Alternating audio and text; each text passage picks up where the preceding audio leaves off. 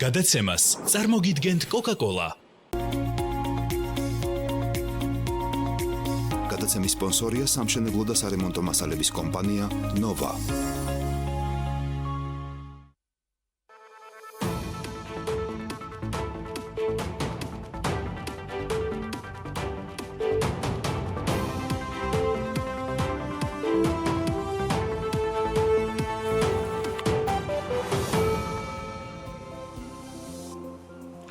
გამარჯობა ყველას, მივესალმები საქმიან საზოგადოებას და მადლობა რომ თვალყურს ადევნებთ ყველაზე საქმიან ბიზნეს მედიას და მის სატელევიზიო არხს ეცნობით ჩვენ სტატიებს შემობატონო და გვეხმიანებით თქვენი პროფესიული საქმიანი კომენტარებით. ეს BMG-ა და მისი საკვირაო ტელეპროექტი ბიზნესის კვირეული გიორგი ისაკაძესთან ერთად.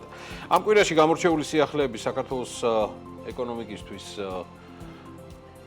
რამდენიმე იყო, მათ შორის გამოვარჩევდი სამთავრობო ეკონომიკური გუნდის და ეროვნული ბანკის ხელმძღვანელობის შეერთებულ შტატებში ვიზის და იქ გამართულ შეხვედრებს, რომელიც საერთაშორისო საფინანსო ორგანიზაციებთან, მსოფლიო ბანკის და სავალუტო ფონდის საგაზაფხულო შეხვედრების პარალელში გაიმართა იმ ფონზე, რომ ძირითად AIFA-ებთან ურთიერთობები საკმაოდ დამძიმებულია საერთო საგარეო პოლიტიკური ფონით და მოახერხეთ და შეერთებულ შტატებთან სტრატეგიული თანამშრომლობაც შეწყდა. ნებისმიერი ასეთი შეხვედრა ეკონომიკისთვის პროტოკოლურად მაინც შეგვიძლია პოზიტივად ჩავთვალოთ. დიახ, სამწუხაროდ პროტოკოლურად, რადგან წინაპირობა იმისა, რომ საგარეო კურსი უახლოეს მომავალში შეიცვლება, ან რადიკალურად გადაიხედება, არ ჩანს. და ამის წინაპირობას არა მხოლოდ საქართველოს მიმართება, არამედ ასევე მსოფლიოში არსებული რთული საგარეო პოლიტიკური ვითარებაც აღრმავებს. სამწუხაროდ ვერც ამ კვირაში მოხერხდა პროგრესის მიღწევა უკრაინაში გრძელვადიანი მშვიდობის დასამყარებლად. პრეზიდენტ ტრამპის ადმინისტრაციის მცდელობებით, თუ ამას მცდელობები შეგვიძლია დავარქვათ, მოაგვაროს ურთიერთობები უკრაინას და რუსეთის ფედერაციას შორის, თავად უკრაინის და ევროპის კავშირის მხრიდანაც დამსახურებულ წინააღმდეგობას აწყდება. დამსახურებული წინააღმდეგობა მდგომარეობს შემდეგში, რომ შეერთებული შტატების დღევანდელი ხელისუფლების სიმპათიები არის აშკარად რუსეთის მხარის და მისი პრეზიდენტის მიმართ.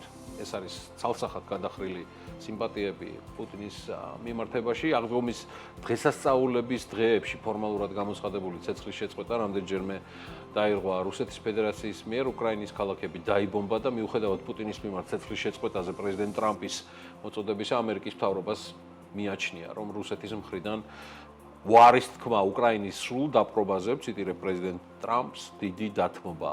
აი ამას თვლიან საფუძვლად უკრაინაში, მშვიდობის დასამყარებლად, რასაც ცხადია არც უკრაინა ახლება, არც მისი პრეზიდენტი და არც მისი მოკავშირეები ევროპის და სხვა მსოფლიო სახელმწიფოების სახით, ვინც უკრაინას სოლიდარობას სიტყვით და საქმითაც უცხადებს. მოკლედ, უკრაინაში მშვიდობამ ვერც ამ კვირაში დაისადგურა, მიუხედავად იმისა, რომ ტრამპის გაპრეზიდენტებიდან 100 დღე გავიდა, არადა კონფლიქტი მისი დაპირებისამე 24 საათში უნდა ამოწურულიყო პრეზიდენტ ტრამპის თანამდებობაზე ოფიციალურად არჩევის შემდეგ.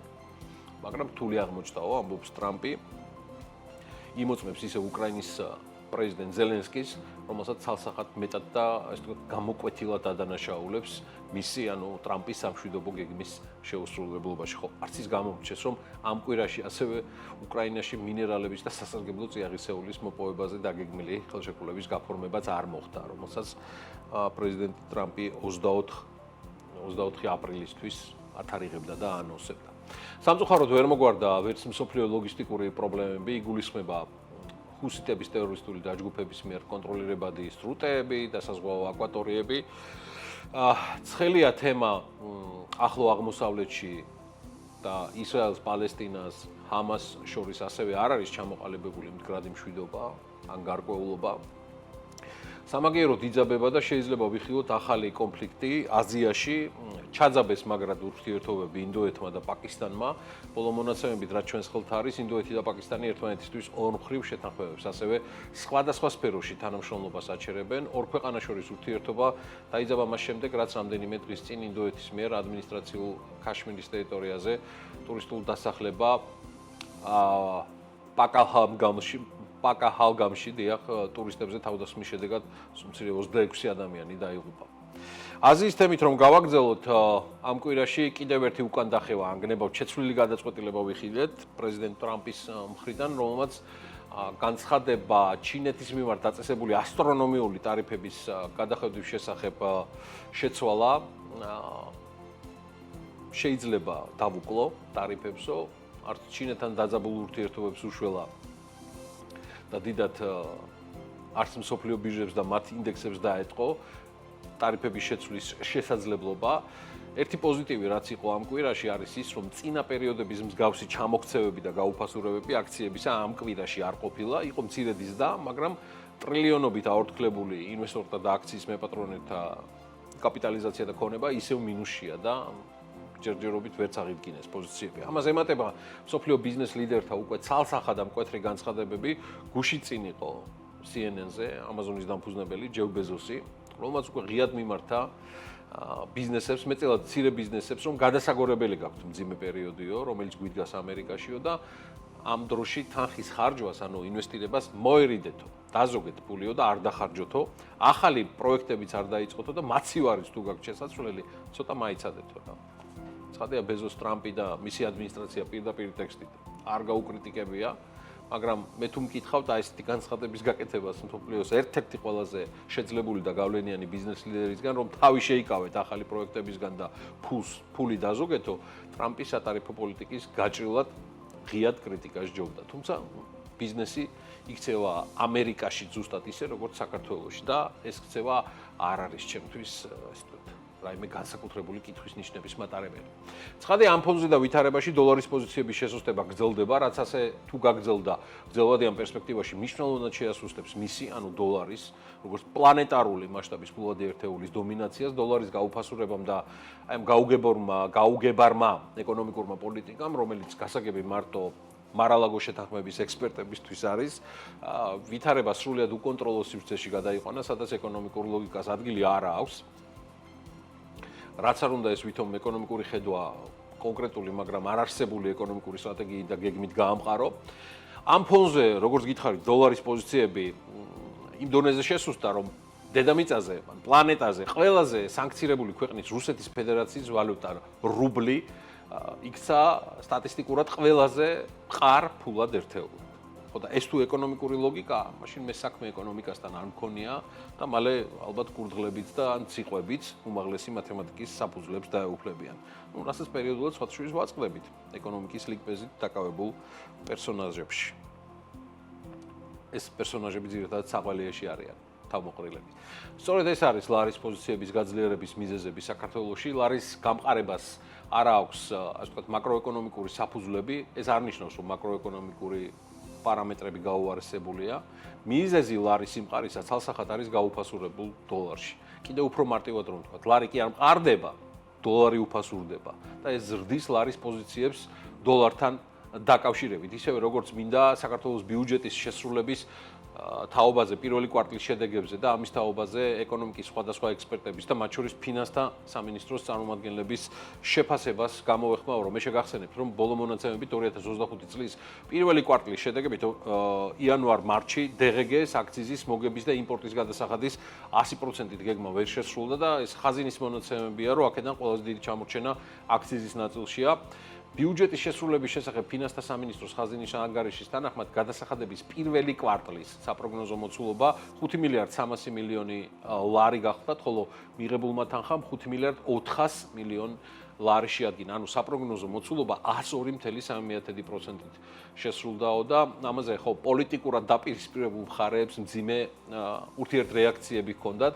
ოპოზიტიურად განწყობილები აქცენტირებდნენ, რომ ეს არის პირველი სერიოზული ნიშანი ფისკალური, ანუ საგადასახადო შემოსავლების პრობლემებისა ხაზინაში, ხოლო სამთავრობო უწყებებში ამბობდნენ, რომ პრობლემა არ არსებობს და რეალური პრობლემა მხოლოდ აქციზში შემოსავლებშია, ისიც თამბაქოს ახალი რეგულაციების გამო და პრობლემა უახლოეს მომავალში აღმოიფხვრება.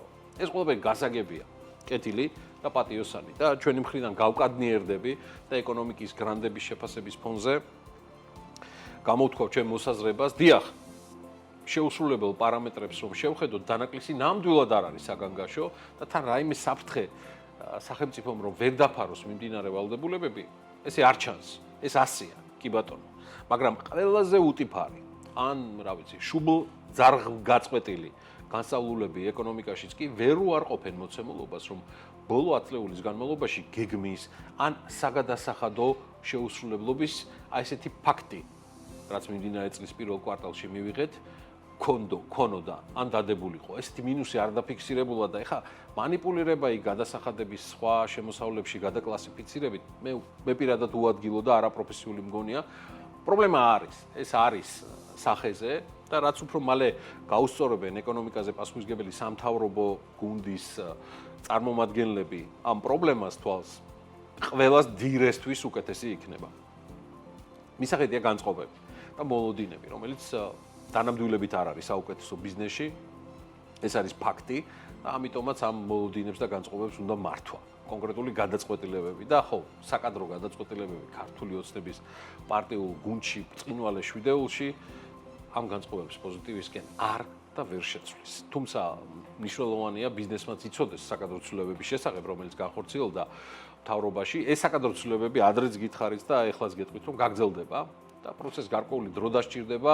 ხელისუფლების აღმასრულებელი შტოდან სახელმწიფო უსაფრთხოების სამსახურის ხელმძღვანელის ლილუაშვილის წასვლის შემდეგ ეს ყველაფერი მოსალოდნელი იყო და ისიც ფაქტია, რომ ბიძინა ივანიშვილმა პოლიტიკური ფსონის სრულად და ბოლომდე არსებული პრემიერ-მინისტრის, თბილისის მერის, უმრავლესობის თავმჯდომარის, ანუ ირაკლი კობახიძის და კახა კალაძის მიმართულებით გააკეთა. ეს არის პირველი შემთხვევა ქართული ოცნების მმართველობის 13 წლიან ისტორიაში, როცა ხელისუფლების უკლებლივ ყველა შტო სრულად და ბოლომდე აი ამ პოლიტიკური გუნდის კონკრეტულად ერთი წარმომადგენლების მიერ, ამ შემთხვევაში კალაძე კობახიძის ტანდემი ეს მიერ კონტროლდება.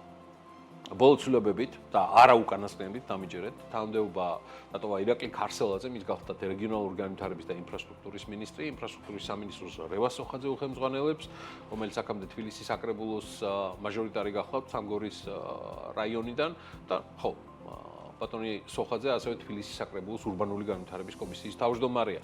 ფინანსთა სამინისტროს საგამოძიებო სამსახურის უფროს, ანუ ფინანსური პოლიციის ხელმძღვანელს ირაკლი ბერაიას ყავს ორი ახალი მოადგილე.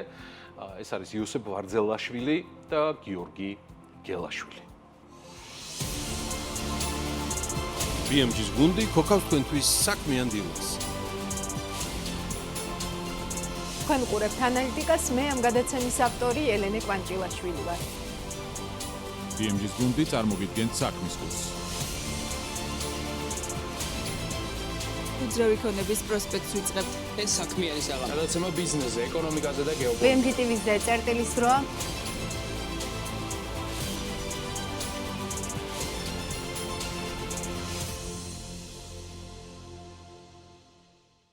გადავიდეთ ბიზნესის კვირეულის ინტერვიუების და სიუჟეტების ნაწილზე, მithumetes არც ამ კვირაში გვაკლდა ბიზნესის ლიდერების ყურადღება, მათ შორის სურს გამოვარჩიო ერთი კომპანია, რომელსაც პირადად მე ვაკვირდები არასრული 3 ათეული წელიწადია, თუ როგორ ვითარდება და იზრდება, ვიცნობ და ვაფასებ კომპანიის მესვეურებს, პარტნიორებს და აღმასრულებელ გუნდს, იბერკომპანი, რომელმაც რამდენიმე წლის წინ BMG-ს გამრეკელი სტუდიაში ჰოლდინგის სტრუქტურულ რეორგანიზაციაზე განაცხადა, დღეს ამ ფორმატში სრულფასოვნად ოპერირებს და თავის დროზე თუ იბერკომპანის თავარი ბიზნეს მიმართულება ანგნება თავარი თემა ნავთობის იმპორტი და დისტრიბუცია იყო, დღეს ეს მოცემულობა შეცვლილია. ბიზნეს მოდელიც მკვეთრად დივერსიფიცირებულია. საინვესტიციო და საოპერაციო მიმართულებებში გაჩნდა სოფლის მეურნეობა, დეველოპმენტი, ღვინის წარმოება და დისტრიბუცია. უამრავი სხვა მიმართულება იბერკომპანის განვითარების და ტრანსფორმაციის ისტორიაზე სტუდიაში სასაუბროთ რამდენიმე დღის წინ მისი აღმასრულებელი დირექტორი ლევან დიასამიძე მოვიწყოთ. ლევან, დიდი მადლობა მობრძანებისთვის. ყოველთვის მიხარია თქვენი მოსმენძილება. ასევე მადლობა თქვენ და იმედი მაქვს ყოველ შემთხვევაში რომ ძალიან საინტერესო ეთერი გამოგვივა და რაღაც პოზიტიურ სტიმულს მივცემთ ინფორმაციის გაზიარებით ქართულ ბიზნეს სოციუმს. მე დარწმუნებული ვარ ამაში და სხვათა შორის მინდა დავიმოწმო ჩვენი რამდენიმე წლის წინანდელი ინტერვიუ, როცა ერთ-ერთ პიროს, მე მგონი მერგო პატივი, როცა თქვენ გაანდეთ ბიზნეს საზოგადოებას ჰოლდინგის ფორმატში იბერკომპანიის ოპერირების გაგრძელების შესახებ. სწორედ იმ პერიოდიდან და იმ წლებიდან მოყოლებული, ამით მინდა გავხსნა ჩვენი საუბარი. რეალურად როგორ ჩამოყალიბდა, არის თუ არა ეს კლასიკური გაგებით ჰოლდინგი, თქვენი გამოცდილების გათვალისწინებით, მათ შორის საბანკოსი, რაც ახლა არსებობს, რა მიმართულებებს აერთიანებს დღეს, რა მოაკლდა, რა დაემატა. რამდენიმე წლის წინ ვისაუბრეთ ჩვენ და მაშინ მიიღო ესე ვთქვათ ჰოლდინგის ფორმატი ორგანიზაციამ. საკმაოდ დივერსიფიცირებული პორტფელი იყო.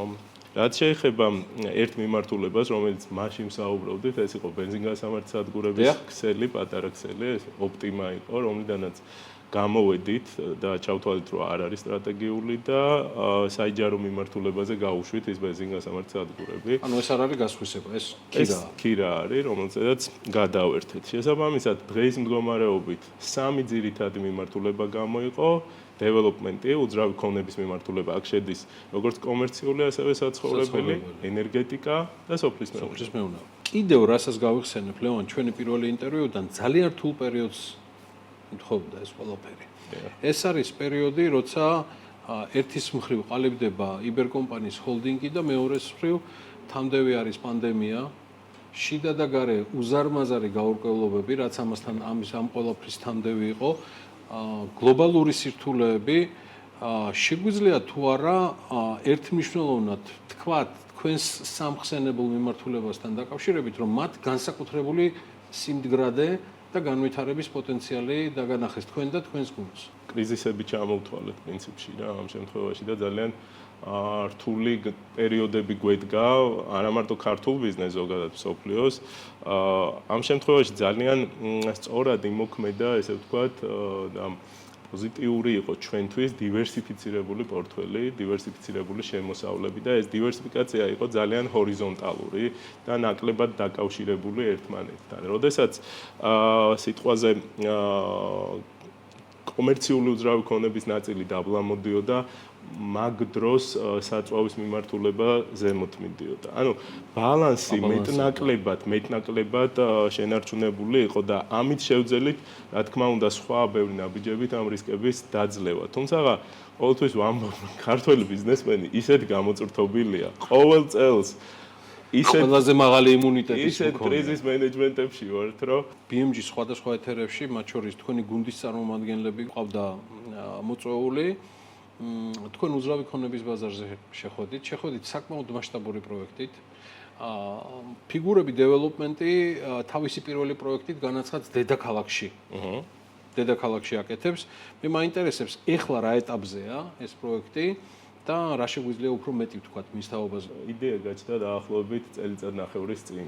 ჩვენ მუდმივად, ესე იგი, ჰოლდინგის სხვადასხვა მიმართულებებით ჩართული ვიყავით კოლაბორაციით სხვადასხვა მსხვილ დეველოპერთან ერთად პროექტებს ვახორციელებდით, ესე ვთქვათ და ეს გამოცდილება გქონდა, მაგრამ ამ შემთხვევაში მივიღეთ გადაწყვეტილება, რომ ჩვენი ბრენდითვე შევსულიყავით და გაგვეკეთებინა ბიზნესი ისე, როგორც სწორად გვესმის.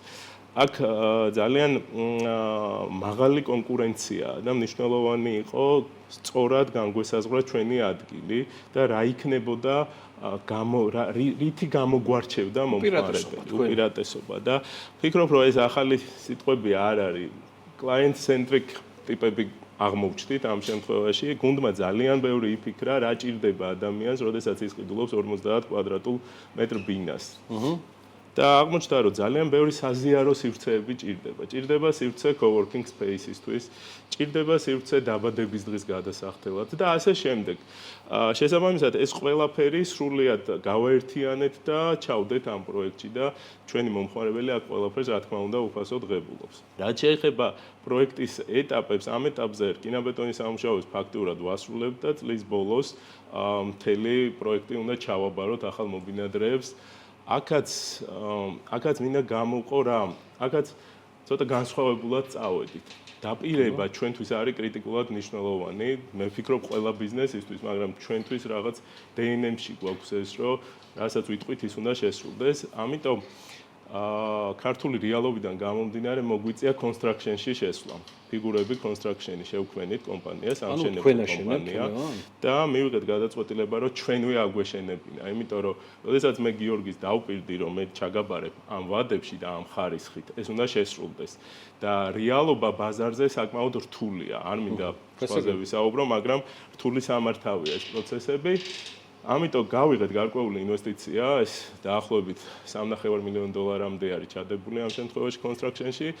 შევიძინეთ ყველა საჭირო ტექნიკა, პროცესები ავაწყოთ იმდაგვარად, საკმაოდ რთულია სხვათა შორის ამ პროცესების აწყობაც და ამ გამოწვევისთვის, რომ სწორად გვეპასუხა და ევროსტანდარტით გვეკეთებინა შიდა პროცედურები და გვემართა კომპანია, ერთ-ერთი გამოსავალი ვიპოვე, რომ ISO სერტიფიცირება გავატარეთ კომპანიას. ამან construction-ის. ალბათ საქართველოში თითებზე ჩამოსათვლელი იქნება construction-ის, რომელსაც გავლილი აქვს ISO. ამან ფაქტურად მოგცა ის, რომ სერტიფიკატი ჩემთვის პირადად ბევრს არაფერს ნიშნავდა და ამკვეთიც მე ვარ და შესაბამისად ჩვენები ამ პროექტში კი? ამ პროექტში. თუმცა შიგნით მოგვაწესრიგა. ბევრი საშინაო დავალება მოგცა და შიგნით მოვწესრიგდით, ესე ვთქვა და დღეს ვფიქრობ, რომ ერთ-ერთი გამორჩეულები ვიქნებით იმით, რომ დროზე იმედი მაქვს, რომ დროზე ადრე ჩავაბარებთ, მაგრამ დროზე აუცილებლად ჩავაბარებთ. ის ვადები რა თქმა უნდა. თუმცა მე ჩემას ვიტყვი ლევან, რომ ფიგურები construction-ის სერტიფიცირება ISO-ს ქვეშ. კი ბატონო, ეხლა ამ წუთში in-house ხართ და თქვენთვის ასრულებთ შენებლობას, მაგრამ დარწმუნებული ვარ, სერტიფიცირების თემა ბევრ გარეთ დამკვეთს მოიყვანს, განსაკუთრებით უცხოელებს, რომელთათვისაც მნიშვნელოვანია სერტიფიცირებული სამშენებლო კომპანია. ამ შემთხვევაში დაგეთანხმები, ერთ-ერთი გათვლა ესეც იყო. თავარი არის გუნდი, რომელიც შეიკრა და ძალიან მაგარი გუნდი შეიკრა, ბაზა, რომელიც სამშენებლო ტექნიკით, ესე ვთქვათ, შეივსო და გამოცდილება, რომელიც თუნდაც ჩვენივე პროექტში შევიძინეთ. ლევან, მე არ მქონდა საშუალება თქვენი გუნდის წარმომადგენლებისთვის გულისხმობ ფიგურები დეველოპმენტს, მეკითხა სხვა პროექტებთან დაკავშირებითაც. იგულისხმება არა მხოლოდ დედაქალაქში, არამედ საქართველოს სხვა ქალაქებში. მე მინიმუმ ერთი პროექტის შესახებ ვიცი, მაგრამ ამ მიმართულების პორტფოლიოზე მინდა მეტი გვესაუბროთ. ოკეი, მინიმუმ ერთზე დეტალურად მოგიყვები და კიდე ერთზე ისე ცოტა კონტურებში. ესე ვთქვათ, ერთ-ერთი ჰორიზონტალურ დეველოპმენტში გვაქვს ერთ-ერთი პროექტი, ეს არის გონიოში. ზღვის ანაპიროზე, სადაც ასევე ვცდილობთ, რომ გამორჩეულად გავაკეთოთ საქმე. ეს პროექტი საინვესტიციო ღირებულებით დაახლოებით 25-27 მილიონის ფარგლებში არის. ესე იგი, პროექტის დაწყებას ვგეგმავთ სექტემბრის ბოლოს. და ალბათ გაყიდვებსაც მაგ პერიოდისთვის დავსტარტავთ და ეს იქნება ფიგურების ქვეშ იქნება ესე ვთქვათ აპარტ ჰოტელი ესე ვთქვათ და საკმაოდ ახლო მდებარეობა აქვს MR-თან MR-ის მომავალ ტერიტორიას. ანუ გონიოს ყოფილი პოლიგონი, ხო ლევან? კი, ძალიან ახლოს არის ფაქტიურად და ვფიქრობ, რომ ზოგადად ვფიქრობ, რომ MR-ის შემოსვლა ძალიან საინტერესოა ქართული ბიზნესისთვის, ალბათ სხვა ეტაპზე აგვიყვანს, კონკურენცია ყოველთვის გვავითარებს ხოლმე და ამ შემთხვევაშიც ჩვენც უფრო მობილიზებულად და სხვაგვარად მოგვიწევს საქმის კეთება და ძალიან მიხარია, რომ ესეთ მოთამაშეები ჩნდებიან. MR-ს ხვების მოყვებიან მალე. აუცილებლად. მე დარწმუნებული ვარ, სხვა შორის მაგ ქვეყნიდანვე დარწმუნებული ვარ ამაში. და ჩვენც დაუმტკიცებთ, რომ ჩვენც მაგარი ბიჭები ვართ და აბსოლუტურად. აქ უმაღლეს ლიგაში კეთილი იყოს მათი შემოსვლა MR-ის თამადობით, იმიტომ რომ აქ პატარა ხალხი და გამომცდელი ხალხი აღარ ხდება. ყურადღებით გისმინეთ თქვენი კოლეგების სტუმრობისას თათია ჩაფიჩაძესთან უძრავი ქონების პროსპექტის დიდ გადაცემაში. თქვენი საუბრობდით მათ შორის გამოწვევებზე და ერთგვარ პროგნოზებზე, რომელიც ამ ბაზარს ახასიათებს. ჩემთვის ერთ-ერთ გამოწვევაზე, საოპერაციო გამოწვევაზე, რასაც ფიგურები construction-ის ჩამოყალიბება ქვია, მე გარკვეულწილად პასუხი მივიღე. მაგრამ ბაზარზე რა ტიპის გამოწვევები არსებობს და დამატებით კიდევ რა პროგნოზის გაკეთება ხდება, იმიტომ რომ ჩვენ ვხედავთ სტაბილურ ფასს, რომელიც ქვემოთ არ იწევს, ჩვენ არ ვხედავთ დრამატულ კლებას მოთხოვნაში, ჩვენ ვხედავთ მიწოდების დიდ ნაწილს, აი ეს ყველაფერი რასურას ქმნის ლევან. მოდი ესე ვთქვათ, ხშირ შემთხვევაში, როდესაც პროგნოზებს ვაკეთებთ, როდესაც რაიმე საინვესტიციო მიმართულებით დავფიქრდებით, პირველი რაც გვახსენდება ბაზარზე რა სიტუაცია გვაქვს, ჩვენ გლობალურ ჭრილში რა ხდება და ასე შემდეგ. სწორი დროა შესასვლელად თუ არა. შესაბამისად, აი წინაზეც რაზეც აქცენტს ვაკეთებდი, ბიზნესში ყველაზე მნიშვნელოვანი არის სწორი მოლოდინების შექმნა. და ზოგადად ვფიქრობ, რომ მოლოდინებზეა აწყობილი ზოგადად დღევანდელი ბიზნესი. აქედან გამომდინარე, ის პარამეტრები, რასაც უყურებთ, საყურადღებოა, არ შეიძლება რომ არ მივაქციოთ ყურადღება. თუნდაც მცირედი შემცირება 8%-იანი 9%-იანი შემცირება იანვარ-თებერვალში, თუნდაც პოლიტიკური არამდგრადი სიტუაცია, თუნდაც პოლიტიკური კურსის ჩამოყალიბების პროცესი. ეს საკმაოდ მტკივნეული პროცესებია და არ შეიძლება ამის უგულვებყოფა. უბრალოდ ყოველთვის ფიქრობდი, რომ თვითონ სიტყვა კრიზისი არის ძალიან მტკივნეული სიტყვა და ძირითადად ამაზე ვაკეთებდი აქცენტს, რომ როდესაც არ არის კრიზისი, ამ მოლოდინებს ნუ შევქმნით, თორე საყურადღებო ძალიან, თორე საყურადღებო როგორ არ არის, აუცილებლად უნდა ყოველთვიურად ვაანალიზოთ და უყუროთ სიტუაცია საიტმიდის. დღევანდელი მოცემულობით მაკრო პარამეტრები ნორმალურად არის და ვიტყოდი კიდეც, რომ ფონი, მოლოდინი მე შედარებით უარესი მქონდა, მაგრამ ძალიან პოზიტიურად მივდივართ, ამიტომ განწყობა ინვესტიციის თვალსაზრისით და რა მუხტიც მინდა გადავცე ბიზნეს სოციუმს, ვფიქრობ, რომ პოზიტიურია და ჩვენ უნდა შევქმნათ ქართული ეკონომიკა, ჩვენ უნდა ვაკეთოთ საქმე ქვეყნისთვის, ქართული საქმე და ამიტომ გვჭირდება პოზიტივი და მეტი შრომა. ეგ არის მთავარი. ვადასტურებ, რომ დეველოპერული მიმართულებით ბევრმა თქვენმა კოლეგამ ანალოგიური მითხრა, ჩემთან ღია ინტერვიუში საზოგადოება მიცის, რომ გაცილებით მძიმე მოლოდინები ჰქონდათ დეკემბერ-იანვარ-თებერვლის დასაწყისებთან დაკავშირებით და მიიღეს სხვა რეალობა. სოფლის მეურნეობისკენ გადანაცვლებისას იბერკომპანი ჰოლდინგისა სურს ჩემი ერთ-ერთი საყვარელი ბრენდის ნაბერაულის აქტივობით დავიწყო. 2024 წლის შედეგები მაინტერესებს. რა შედეგები გვაქვს და გამოკვეთა თუ არა რაიმე ტიპის გეგმები 20-25 წელს, მათ შორის იმ ფონზე, რომ სახელმწიფო იგივე სუბსიდირების წესის შეცვლასაც ფიქრობს და ბევრ სიახლეს აანონსებს. ესე იგი, ნაბერაული ორი მიმართულება გვაქვს სოფლის მეურნეობაში. ეს არის ღვინის მიმართულება და ეს არის ნუშები, რომელზედაც ვისაუბრებთ. ნაბერაული არის ერთ-ერთი საყვარელი მიმართულება ქართველი კაცისთვის, ღვინის კეთება არის მთელი სიამოვნება. ამ შემთხვევაში ჩვენი ღვინო არის პრემიალური ღვინო და ტემპები განვითარების ტრენდი პოზიტიური გვაქვს, თუმცა ბევრი გვაქვს მისაღწევი კიდე და რომ არა ძლიერი ჰოლდინგი, ალბათ ბევრად მეტად გაგვიჭირდებოდა იმ მიზნების მიღწევა. აქაც ბალანს სისტემა. აქაც ბალანს სისტემა არის. დღემდე სიმართლე გითხრათ ძალიან პოზიტიური ტრენდი გვაქვს, მაგრამ იბერკომპანი ჯგუფი უდგას, ესე ვთქვათ, ფინანსურად ყველა რესურსი გამწევი ძალა ჯერჯერობით იბერკომპანია. ასევე რა საიტკენ წავედით ამ რამოდენიმე წლის განმავლობაში, რომ ახალგაზრდების სეგმენტი დღეს არ არის ათვისებული. და შევქმნით ახალი ბრენდი, ესე ვთქვათ, კისკისი, რომელიც ბევრად მარტივია, ბევრად ახალგაზრდულია და შევეცადეთ, რომ ნაბერაული თავის ადგილს იჭერს პრემიუმზე, ხოლო კისკისი უფრო ახალგაზრდულ სეგმენტს მოიცავს, ესე ვთქვათ, თავისი შეფუთვით, თავისი მარტივი, ესე ვთქვათ, გახსნის საშუალებით და ასე შემდეგ, რა. ასე რომ ძირითადად ეგ ამბავია, თორე ექსპორტზე დაახლოებით გიორგი გვიწევს $8-15 ფარგლებში გასვლა და ეს ქართული ღვინისთვის საკმაოდ რთული ამბავია. რაჭაში კიდე ყველაზე ძვირი, ესე ვთქვათ, ყურძენია და აქედან გამომდინარე კონკურენციაში ესე შესული ვარ და ვიბრძვით ყოველ დღე. ლევან, კისკისი ვადასტურებ, რომ შეიძლება არ ვიცოდი, მაგრამ ის რაც ნამდვილად ვიცი, რომ გუნდში მატება გაქვთ და ნახე ახალ მეღვინესთან დაკავშირებით ამბავი, ინფორმაცია, ზოგადად თვითონ რა ხდება ნაბერაულის გუნდში?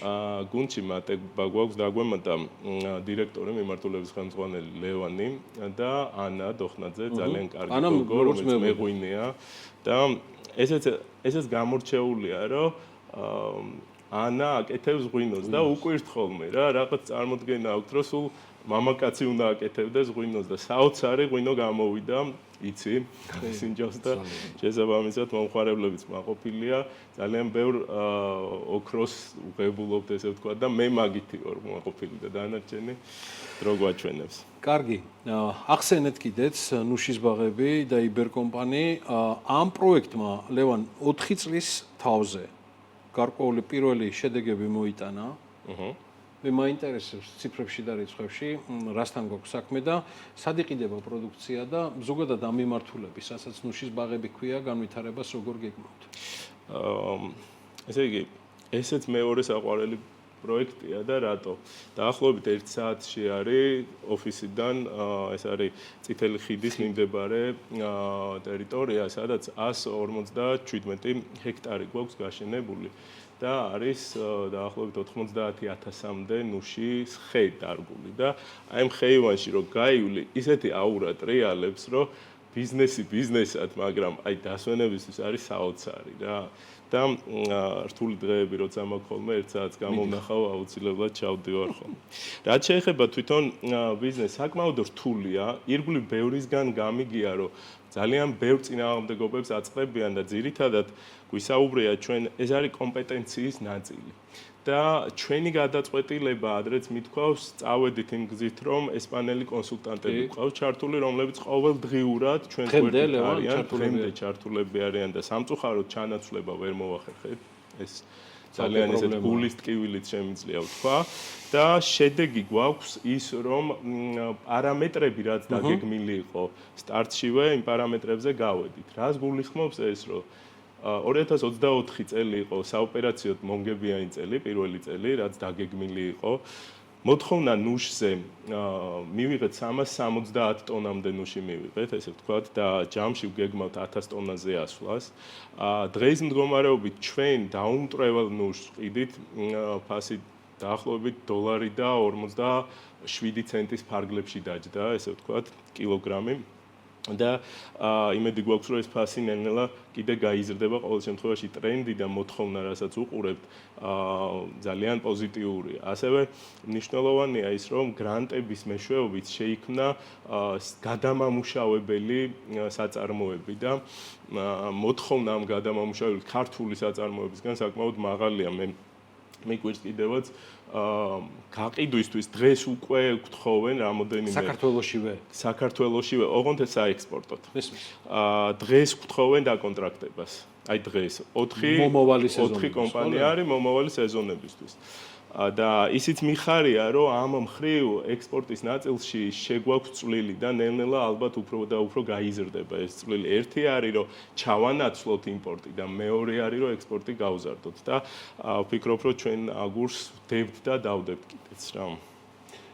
ერთი მიმართულება არ მინდა გამომჩეს, იმიტომ რომ დარწმუნებული ვარ, ამანაც ბარაქა უნდა დაწეროს, თუ უკვე არ წერს ენერგეტიკაზეა. საუბარი, მე არ ვიცი ბოლომდე და მინდა მაყურებელმაც იცოდეს, ეს თქვენთვის პრიორიტეტულად საინვესტიციო მიმართულება არის ცალსახად. დღეს რა არის მფლობელობაში თქვენი ჯგუფისა და პორტფელი როგორ გამოიყურება, ამით დავიწყოთ და რა იმართება? დიახ, ენერგეტიკა, როგორც თქვი, ერთ-ერთი სტრატეგიული მიმართულებაა, როდესაც თავიდანვე ვაყალიბებდით ესეთ კარგ სპეციალისტებთან ერთად ვიმსჯელეთ ამ სტრატეგიულ მიმართულებებზე და ენერგეტიკა დავტოვეთ და ვთქვით, რომ გრძელვადიან პერსპექტივაში ამ საქმეზე ღირს მუშაობ. დღეს მდგომარეობით 7 ჰიდრო პროექტი არის დამუშავების პროცესში, სხვადასხვა ფაზებში არის ეს პროექტები. ძალიან კარგი. ჯამში არის 130 მეგავატამდე, ესე ვთქვათ და ვფიქრობ, რომ ქვეყნის ენერგოსისტემაში საკმაოდ კარგი კონტრიბუციის შეტანა შეგვიძლია. ერთ-ერთი, რომელსაც პარტნიორებთან ერთად ვახორციელებთ, არის კასლეთი 1. ეს არის შედარებით მომცრო ჰესი, დაახლოებით 8 მეგავატი არის ჰესის მოცულობა და ვფიქრობთ, რომ მაისის ბოლოს საქართველოს ელექტროსისტემაში ჩაერთვება ეს ჰესი და უკვე გაიშვება. სამშენებლო სამუშაოები ფაქტიურად დასრულებულია, თავისი გენერატორით, ტურბინებით, ყველაფრით ეხლა მიმდინარეობს მონტაჟის პროცესი. რაც შეეხება სხვა მიმართულებებს, აქ გვაქვს სოლარის მიმართულებებიც ასევე, რომელიც 70 მეგავატის ფარგლებშია დაახლოებით. ესე ძალიან საინტერესო თემა არის, ესე ვთქვათ, ჯგუფისთვის.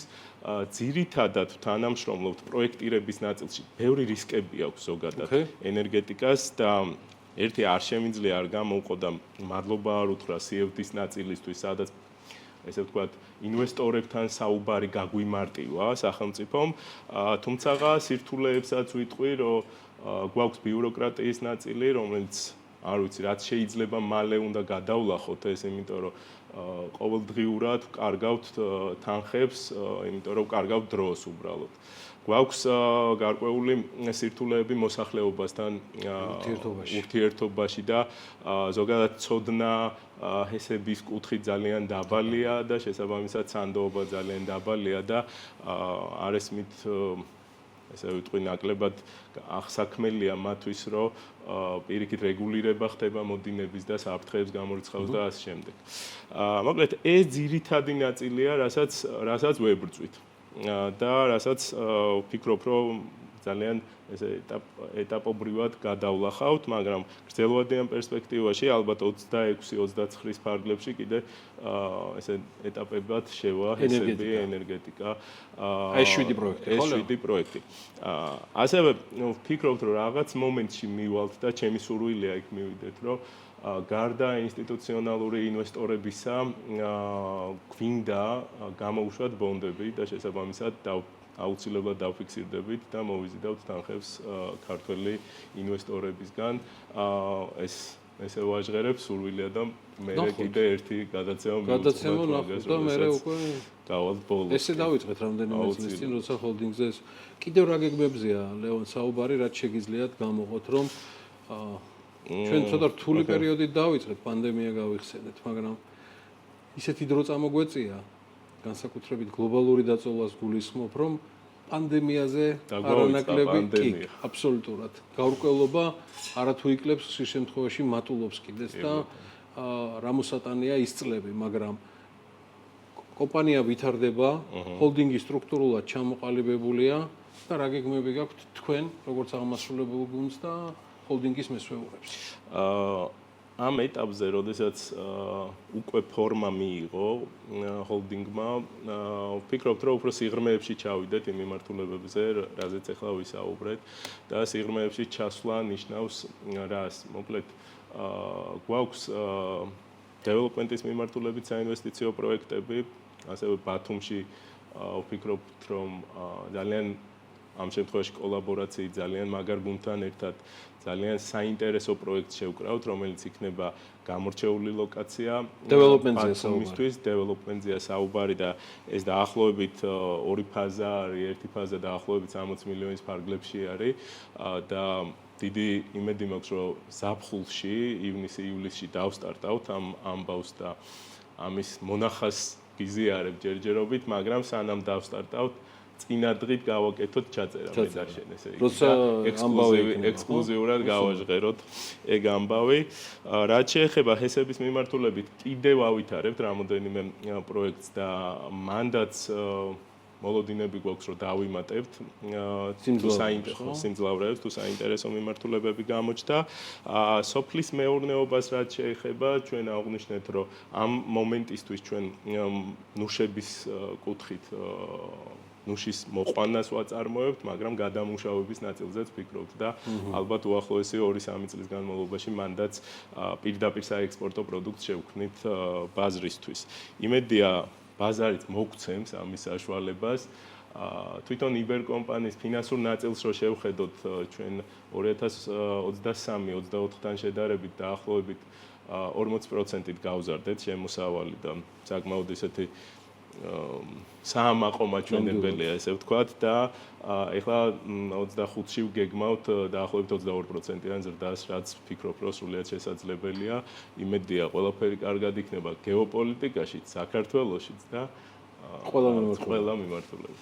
წარმატებები, ბარაკა და ჯანმრთელობა. მადლობა ლევან დიასამიძეს საინტერესო სტუმრობისთვის და თავის კომპანიის შესახებ ესეთი დეტალური აღწერილობისთვის. მადლობა.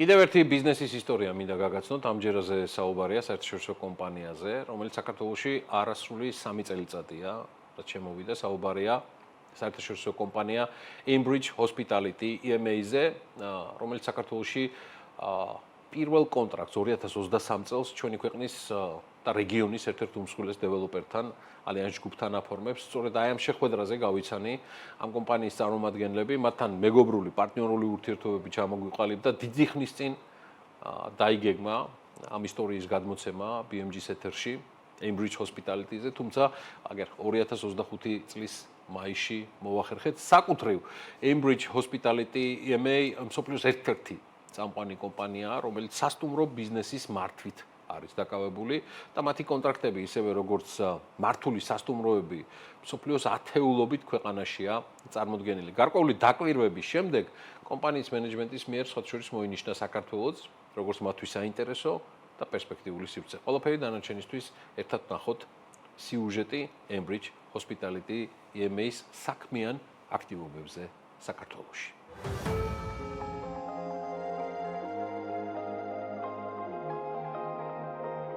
მიუხედავად იმისა, რომ ტურიზმის სტატისტიკა საქართველოში რთულად და წინააღმდეგობრივად აღრიცხვადი მოცემულობაა, სამთავრობო მონაცემები ერთადერთი წყაროა, სადაც ყველა შესაძლო ინფორმაცია ტურისტული ვიზიტების შესახებ თავს იღრის. ტურისტების დათვლა აღრიცხვის კრიტერიუმებზე დისკუსია ბევრი შეიძლება, მაგრამ ის, რომ ტურისტების რაოდენობა წლიდან წლამდე მზარდია, ამას პირდაპირ და გარე ფაქტორებიც ადასტურებს. სასტუმრო კომპლექსების დეველოპმენტის მიმართულებით ადგილობრივი და საერთაშორისო ინვესტორების დაინტერესება მზარდია, თუმცა მანამდე ტურიზმის არსებულ სტატისტიკას გადავხედოთ და ინვესტორთა აქტიურობის სწორუპოვრობაშიც დავწმუნდებით.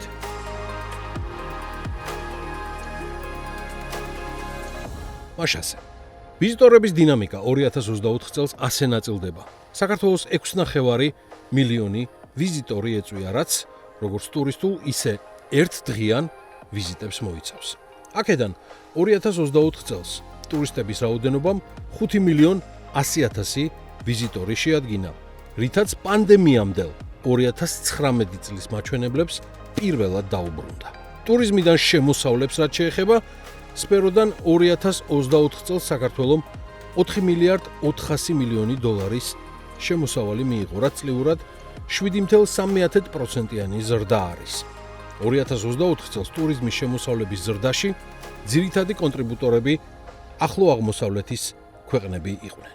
ტურისტული შემოსავლები წლიურად მნიშვნელოვნად გაიზარდა ისრაელიდან, ირანიდან და საუდის არაბეთიდან. შესაბამისად 41, 17.9 და 21.2%-ით. შემოსავლების ზრდაში ასევე მნიშვნელოვანი წვლილი აზიის ბაზრებმა, განსაკუთრებით ჩინეთმა და ინდოეთმა შეიტანა მაშინ, როცა თითქმის ყველა ტრადიციული ბაზრიდან მიღებული შემოსავალი შემცირდა. ისტორიულად ტურიზმის შემოსავლების ყველაზე მსხვილი წყარო რუსეთი გახდა, თუმცა 2024 წელს რუსი ვიზიტორებისგან მიღებული შემოსავალი წლიურად 2%-ით 850 მილიონ დოლარამდე შემცირდა. ტურისტების ვიზიტების და მათგან შემოსავლების ზრდის ფონზე საქართველოში წლიდან წლამდე ადგილობრივი და საერთაშორისო ინვესტორების ინტერესი სასტუმრო ბიზნესში ინვესტირებაზე მზარდ ტენდენციას აჩვენებდა. თუმცა ერთია ააშენო სასტუმრო კომპლექსი და მეორეა უმნიშვნელოვანესი გამოწვევებს შორის ამ ბიზნესის სწორი მართვა, რასაც ცოდნა უნარები, გამოცდილება და მაღალპროფესიული მენეჯერები და კადრები სჭირდება. ამიტომაც ინვესტორებმა აქტიური კონტაქტების დამყარება საერთაშორისო ქსელებთან, სასტუმრო ბრენდებთან და ამ ინდუსტრიის მმართველ ოპერატორ კომპანიებთან დაიწყეს. სწორედ აქ და ამ დანიშნულებით ვიხილეთ 2023 წელს. საქართველოს ბაზარზე შემოსული საერთაშორისო კომპანია Ambridge Hospitality EMA. ჩვენ ვესწრებოდით შეხვედრა, სადაც საქართველოს და რეგიონის ერთ-ერთმა უმსხვილესმა დეველოპერულმა კომპანია Allianz Group-მა სწორედ Ambridge Hospitality-სთან მენეჯმენტ კონტრაქტი მათ საკუთრებაში მყოფი Allianz Palace აპარტ-ოტელის მართვაზე გააფორმა. თუმცა საკუთრივ Ambridge-ის ისტორია გაცილებით ადრე იწყება. ამ და სხვა დეტალებზე ვეხმიანები Armin Eberhards, რომელიც Ambridge Hospitality-ის აღმოსავლეთ ევროპის საოპერაციო ვიცე-პრეზიდენტია. მასთან ორწლიანი ურთიერთობა მაკავშირებს, მას შემდეგ რაც ერთმანეთის სწორედ Allianz Group-თან გაფორმებული ხელშეკრულების ღონისძიებაზე გავიცანით 2023 წელს. You're right. მართალი ხართ. ჯერა რომ საინტერესო ისტორიაა. Cambridge Hospitality-ის ისტორია დაიწყო 60 წელზე მეტი ხნის წინ. შეერთებულ შტატებში 1960-იან წლებში კომპანია Interstate Hotels Resort-ის დაარსებით, რაც ერთადერთ მოდელს მოიცავდა პენსილვანიაში. დიახ, კომპანია შემდეგ გაფართოვდა და ამერიკაში Howard Johnson ჰოტელის მართვა დაიწყო. 1970-იან წლებიდან კი გრძელვადიანი პარტნიორობა გააფორმა Marriott-თან. ამ ათწლეულის დასრულების შემდეგ კომპანია შეერთებული შტატების მასშტაბით 25 სასტუმროს აერთიანებდა და დაწყებული ჰქონდა საქმიანობის დივერსიფიკაცია პროექტების მენეჯმენტის და დიზაინის მიმართულებით. ეს ყველაფერი გაცილებით გვიან დაიწყო. პირველად ევროპაში გავფართოვდით და სასტუმროებს ისეთ ქვეყნებში ვიმატებდით, როგორებიცაა ირლანდია, ბელგია და ნიდერლანდები. შემდეგ შევედით ქალაქებში, ლონდონსა და მოსკოვშიც. სწორედ აქედან დაიწყო აღმოსავლეთ ევროპული ექსპანსია. მივედით ცენტრალურ ამერიკამდე და ინდოეთის სუბკონტინენტამდე. ამავე დროს არსებითად გავზარდეთ ჩვენი წარმოადგენლობა გაერთიანებულ სამეფოში და პორტფელში აღმოსავლეთ ევროპა, რუსეთში შესვლით შევიტანეთ. მოგვიანებით 2011-18 წლებში დსთ-სა და კავკასიის ქვეყნებში დავიწყეთ ექსპანსია და დამკვიდრებისთვის გავხსენით სასტუმროები ყაზახეთში, უზბეკეთში, ბელარუსში და ერევანსა და სომხეთში. And also in Yerevan, Armenia.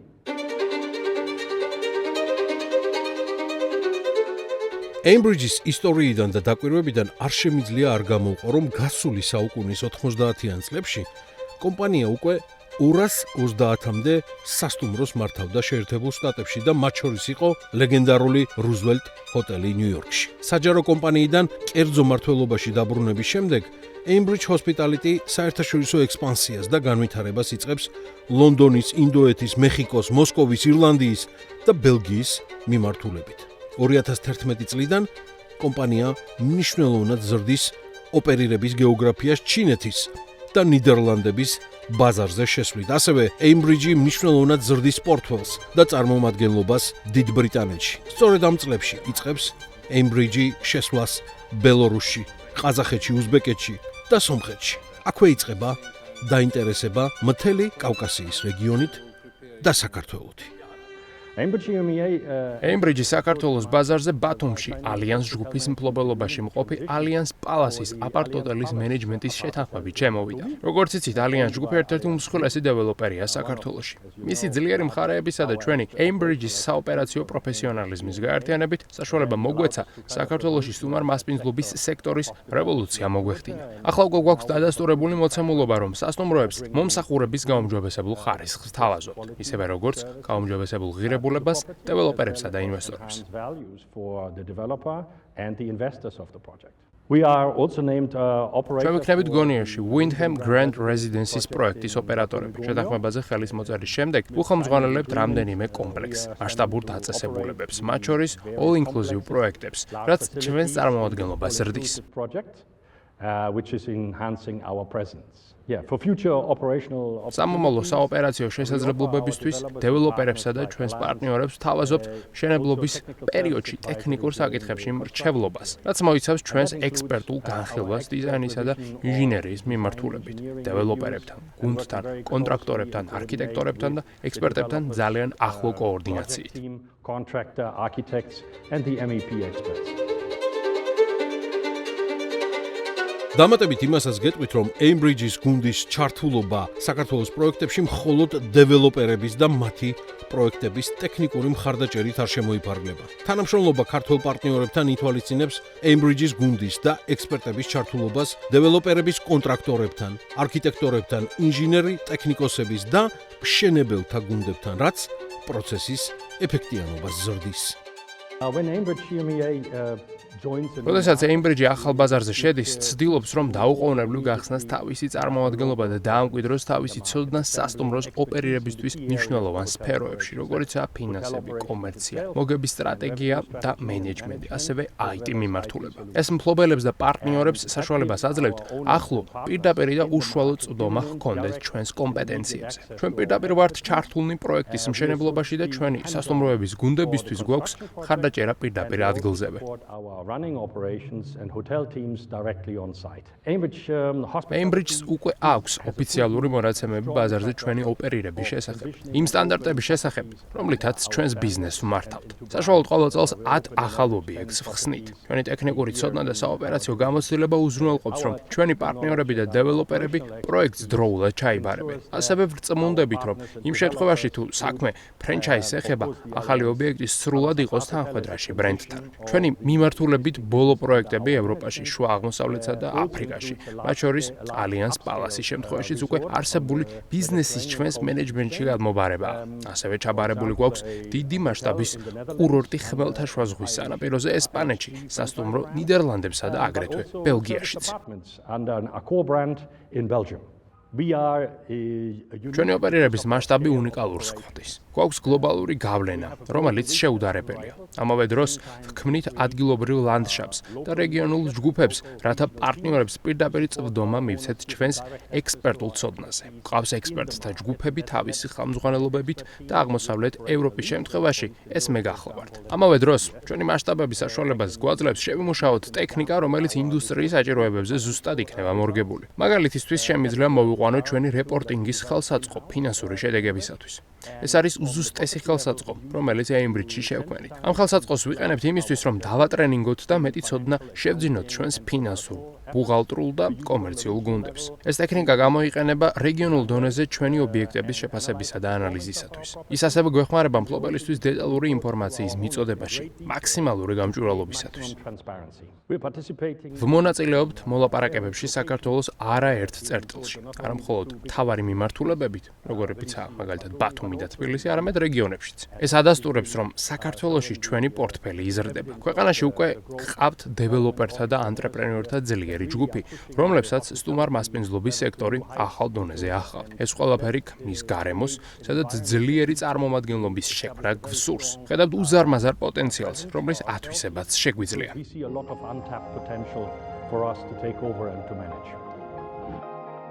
ინტერვიუს მომზადებისას პარალელურად ვინტერესდებით Cambridge Hospitality EMA-ის წლის შედეგებით და ვიგებთ, რომ 2025 წლის დასაწყისიდან დღემდე კომპანიამ დამატებით 9 ახალი მართვის კონტრაქტი გააფორმა, რომელიც მათ შორის დანიური ProArc გრუპის საკუთრებაში მყოფ 6 სასტუმროსაც მოიცავს, რომელთა შორისაა Hilton Garden Inn Birmingham Airport, Hyatt Palace და Hyatt House Leeds.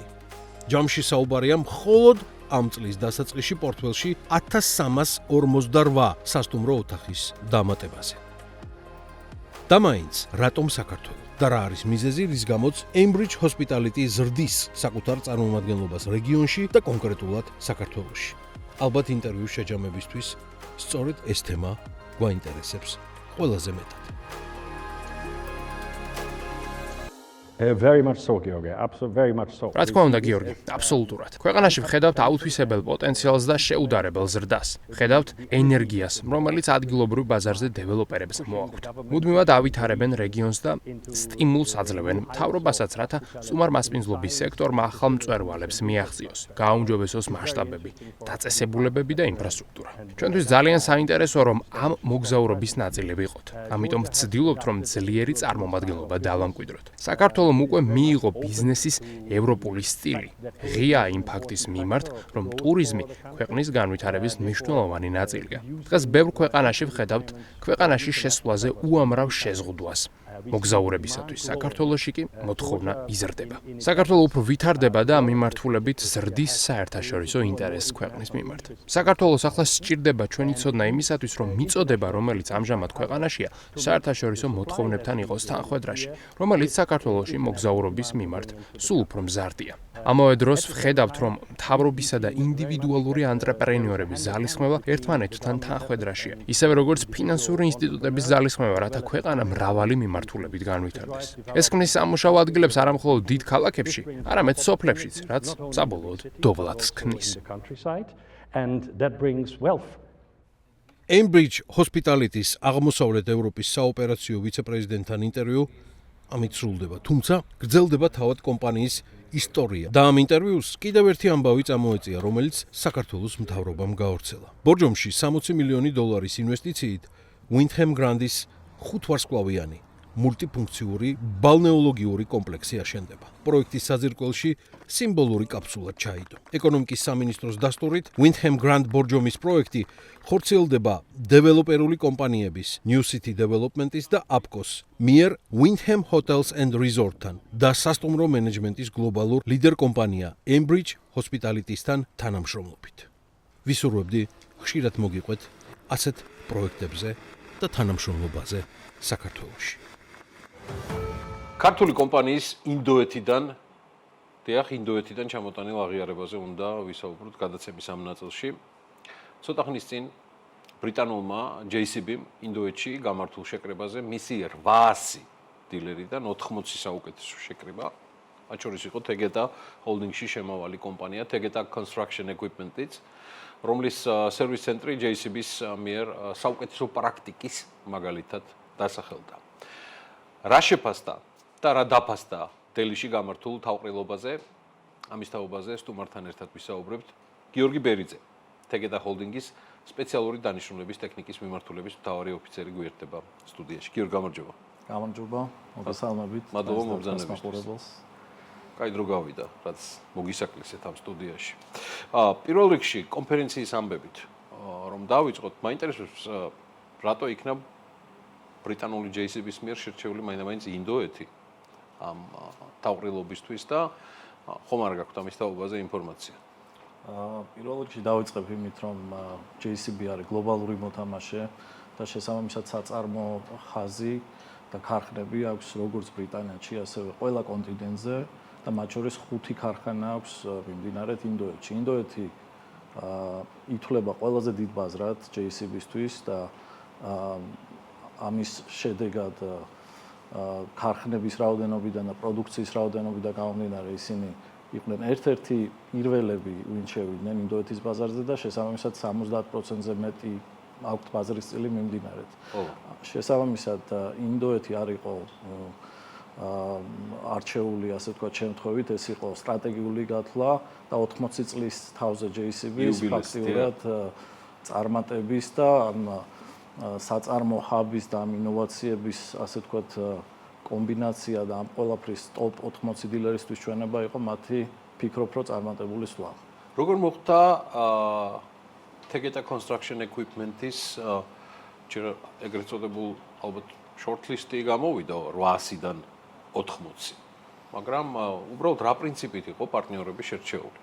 პირველ რიგში ეს არის გაყიდვების მოცულობა, როგორც სამშენებლო ტექნიკის და არა მარტო სამშენებლო ინდუსტრიული, საკარიერო და ასე შემდეგ ტექნიკის რეალიზაციის მაჩვენებელი, როგორც თანხაში, ასევე რაოდენობაში, ასევე გაყიდვის შემდგომი მომსახურების ხარისხთან და იმ კრიტიკულ, ასე ვთქვათ, ეგრეთ წოდებულ KPI-ების შესრულებასთან არის ეს ყველაფერი კავშირში და ჩვენ და Tegeta იქიდან გამომდინარე, რომ კავკასიას ვფარავთ მიმდინარედ და ვითვლებით სტრატეგიულ პარტნიორად JCB-ისთვის ჩვენს რეგიონში.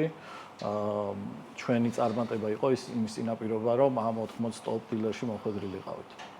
გიორგი, შეიძლება თუ არა რომ ეს ყველაფერი ნახოთ ასახული, ასე ქართულ სინამდვილეში, ანგნებავთ თქვენს რეგიონალური წარმომადგენლობის პრიზმაში, გულისხმობ აი ამ გამორჩევას, თან დარწმუნებული ვარ ამ იუბილეს მარტო დელიშიც არ აღნიშნავდით. დავიწყებ იმით, რომ იყო კონფერენცია მოიცავდა არა მხოლოდ დელიში ქარხნების ვიზიტს, არამედ იყო ჯაიპურში, მეორე ქალაქში, საკმაოდ დიდი და ძალიან შთამბეჭდავი იყო.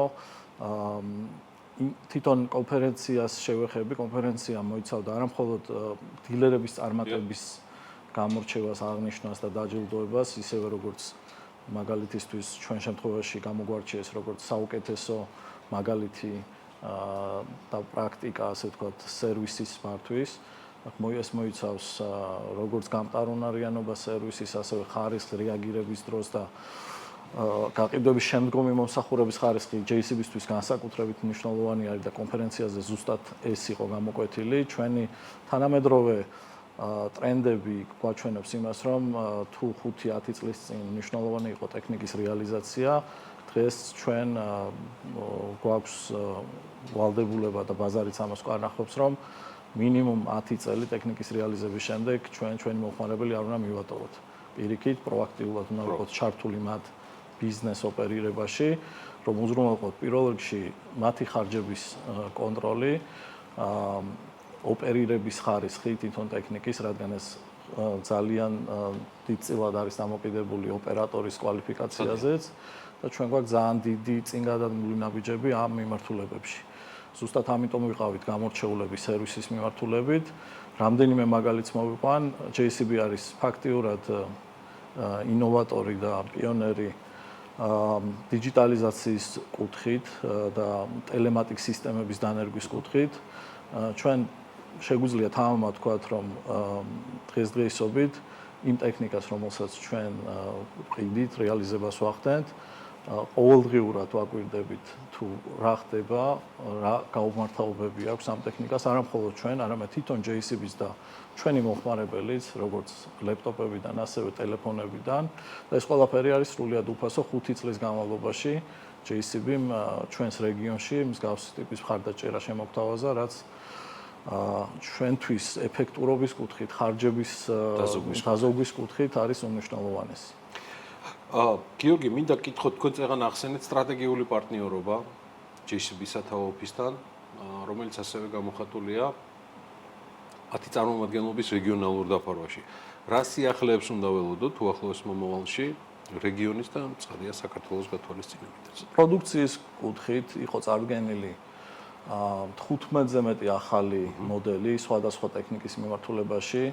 JCB არის პირველი ბრენდი, რომელმაც ბაზარში შესთავაზა სერიული წარმოების წყალბადზე მომუშავე ტექნიკა, რაც მეტყველებს იმაზე, რომ JCB-ს ასე ვთქვათ, ინოვაციებისკენ სწრაფვა ისევ სერიულ წარმოებაში გადაიყვანა უკვე გიორგი წყალბადის დაიწყებს ინგლისის ბაზრით, რადგან ეს მოითხოვს განსაკუთრებულ ინფრასტრუქტურულ მოწყობას და ექსკავატორ დამტვირთველი, რომელიც არის ეტალონური პროდუქტი JCB-ს, არის წყალბადის რავით უკვე აღჭურვილი და მზად არის იმისთვის, რომ ბაზარზე დამკვიდრდეს, თუ შესაბამის ქვეყნებში იქნება სახელმწიფოსგან დახმარება ინფრასტრუქტურის მოწყობის კუთხით და პირველი ნაბიჯები JCB-მ უკვე გადადგა ამ მიმართულებით.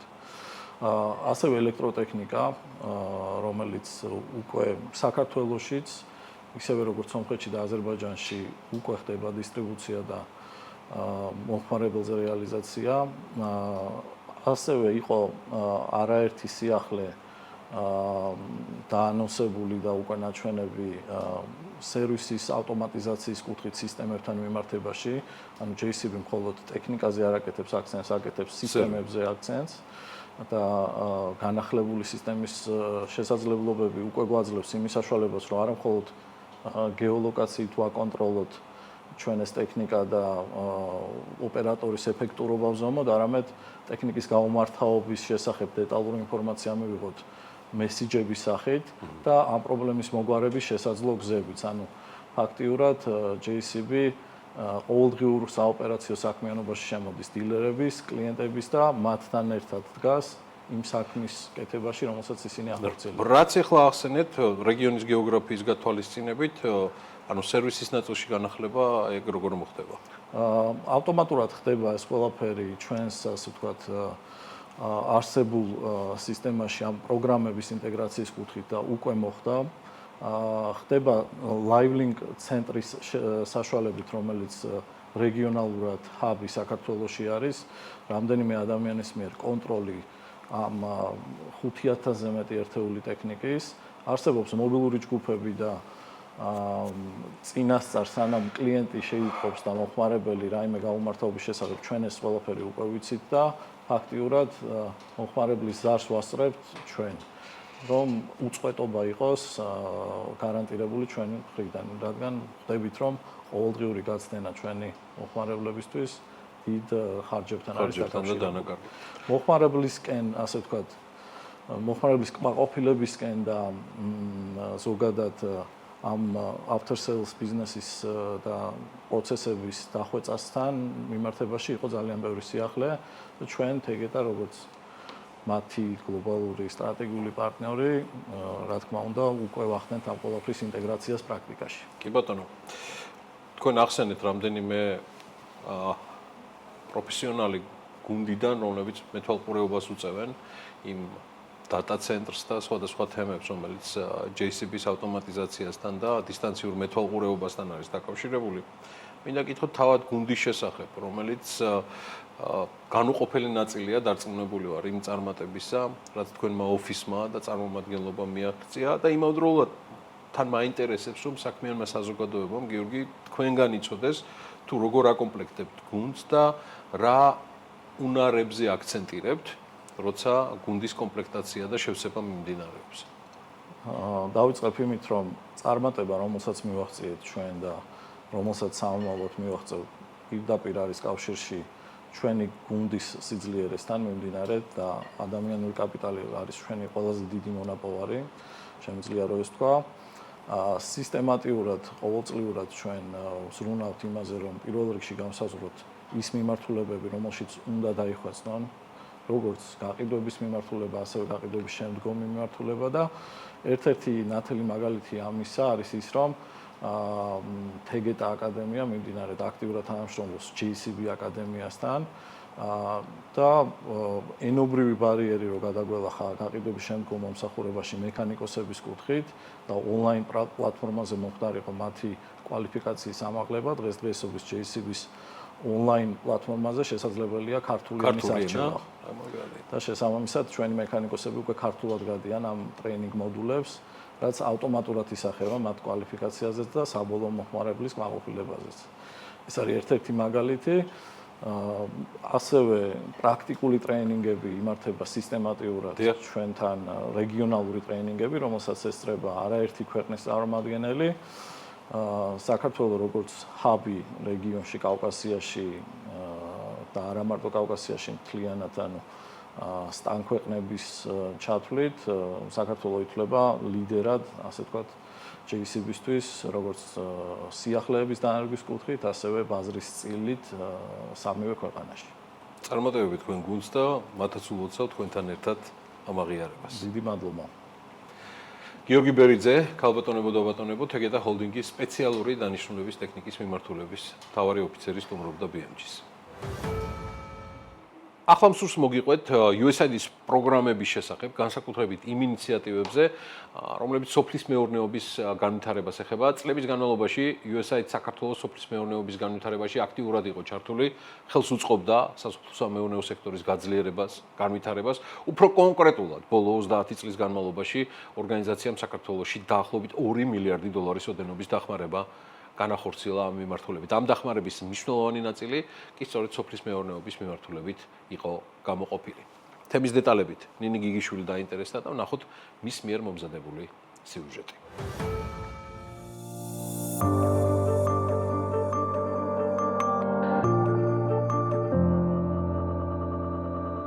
ამერიკის შეერთებული შტატების პრეზიდენტმა დონალდ ტრამპმა 20 იანვარს აღმასრულებელი ბრძანება გამოსცა, რომელიც 90 დღით ყველა სახის საგარეო განვითარების დახმარების შეჩერებასა და გადახედვას ითვალისწინებდა.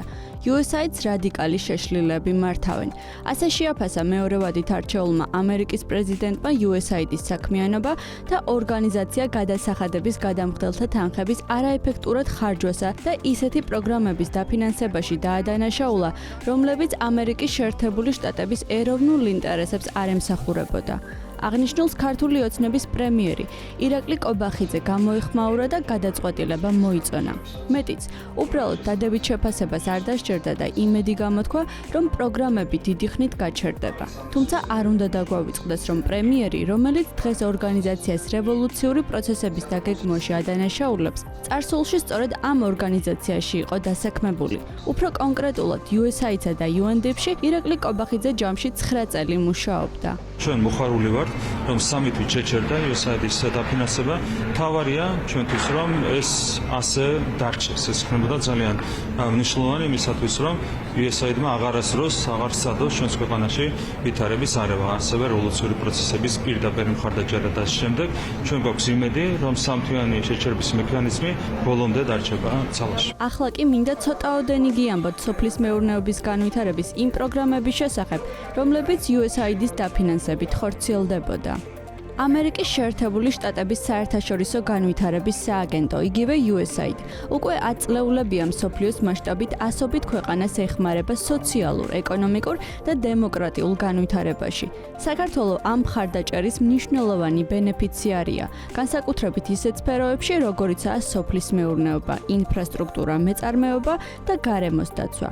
ორგანიზაცია საქართველოში 1992 წლიდან მუშაობდა და ამ დროის განმავლობაში ქვეყანას დაახლოებით $2 მილიარდამდე დახმარება გაუწია. PMC-ის ინფორმაციით 2024 წელს ორგანიზაცია ჯამში 40 პროგრამას ახორციელებდა, რომელთა ჯამური ბიუჯეტი $373 მილიონი იყო. ამავე კვლევით ცენტრზე დაყრდნობით, ბოლო 9 წელში ამერიკისგან საქართველომ ჯამში $1.3 მილიონი მოცულობის დახმარება მიიღო. აქედან $9.5 მილიარდზე მეტი USAID-დან, ხოლო $400 მილიონზე მეტი ქვეყანამ უშუალოდ სახელმწიფო დეპარტამენტისგან მიიღო. ამრიგად, სტატისტიკა ცხადყოფს, რომ USAID საქართველოს მსხვილი დონორი იყო და ყველაზე მეტი თანხა ამერიკიდან სწორედ USAID-ის გავლით შემოდიოდა. თუმცა ახლა ტრამპის გადაწყვეტილების შემდეგ პროექტის შეჩერება ბევრი მიმართულებით იქნება ზიანის მომტანი, მათ შორის სოფლის მეურნეობის მიმართულებითაც, რომელშიც ორგანიზაცია სახელმწიფოს გავლით თუ პირდაპირ მსხვილ ინვესტიციებს ახორციელებდა. ამას ემატება ისიც, რომ ქვეყნის საგარეო კურსის ცვლილების გამო დასავლეთმა საქართველოს მთავრობაზე ახალი გრანტების გაცემა შეაჩერა. ამის გამო წლევანდელ, ანუ 2025 წლის ბიუჯეტში გრანტების მოცულობა $91 მილიონი არის შემცირებული. ერთია ჯამური ინვესტიცია, თუმცა საინტერესოა, რა თანხები იხარჯებოდა საქართველოში სოფლის მეურნეობის განვითარების კუთხით. პასუხის მისაღებად სოფლის განვითარების სააგენტოს მიუმართეთ, რაზედაც გამოგვიცხადეს, რომ USAID-ისგან სააგენტოს პირდაპირი დაფინანსება არ მიუღია. შეჩერებული პროექტების პარალელურად მთავრობის გადაწყვეტილებით სახელმწიფო გრანტის მართვის სააგენტო შეიქმნა, რომელიც მიმდინარე წლის მარტიდან უნდა ამოქმედებულიყო. თუმცა ამ დრომდე ამ სააგენტოს აქტივობა უცნობია. სააგენტო სახელმწიფო ბიუჯეტიდან ფინანსდება და აღნიშნულ სახსრებს საზოგადოებრივ ორგანიზაციებზე გასცემს. წელს ბიუჯეტიდან $20 მილიონი გამოიყოფა, რომელიც მოხმარდება როგორც სააგენტოს შექმნას და მის ფუნქციონირებას, ასევე გრანტის სახით გასაცემი თანხების დაფინანსებას. აღნიშნულ საქართველოს ფერმერთა ასოციაციის თავმჯდომარის მოადგილე რატი კოჭლამაზაშვილი ეხმაურება და ამბობს, რომ იმის ფონზე, რომ საქართველოში USAID-ის გრანტები შეჩერებულია, დანაკარგის შევსება ბიუჯეტიდან ქვეყნისთვის წნეხი იქნება. შესაბამისად, საკითხავია, რამდენად რეალისტურია აღნიშნული გადაწყვეტილება და საერთოდაც ეყოფა თუ არა დანაკლისის ანაზღაურებას $20 მილიონი.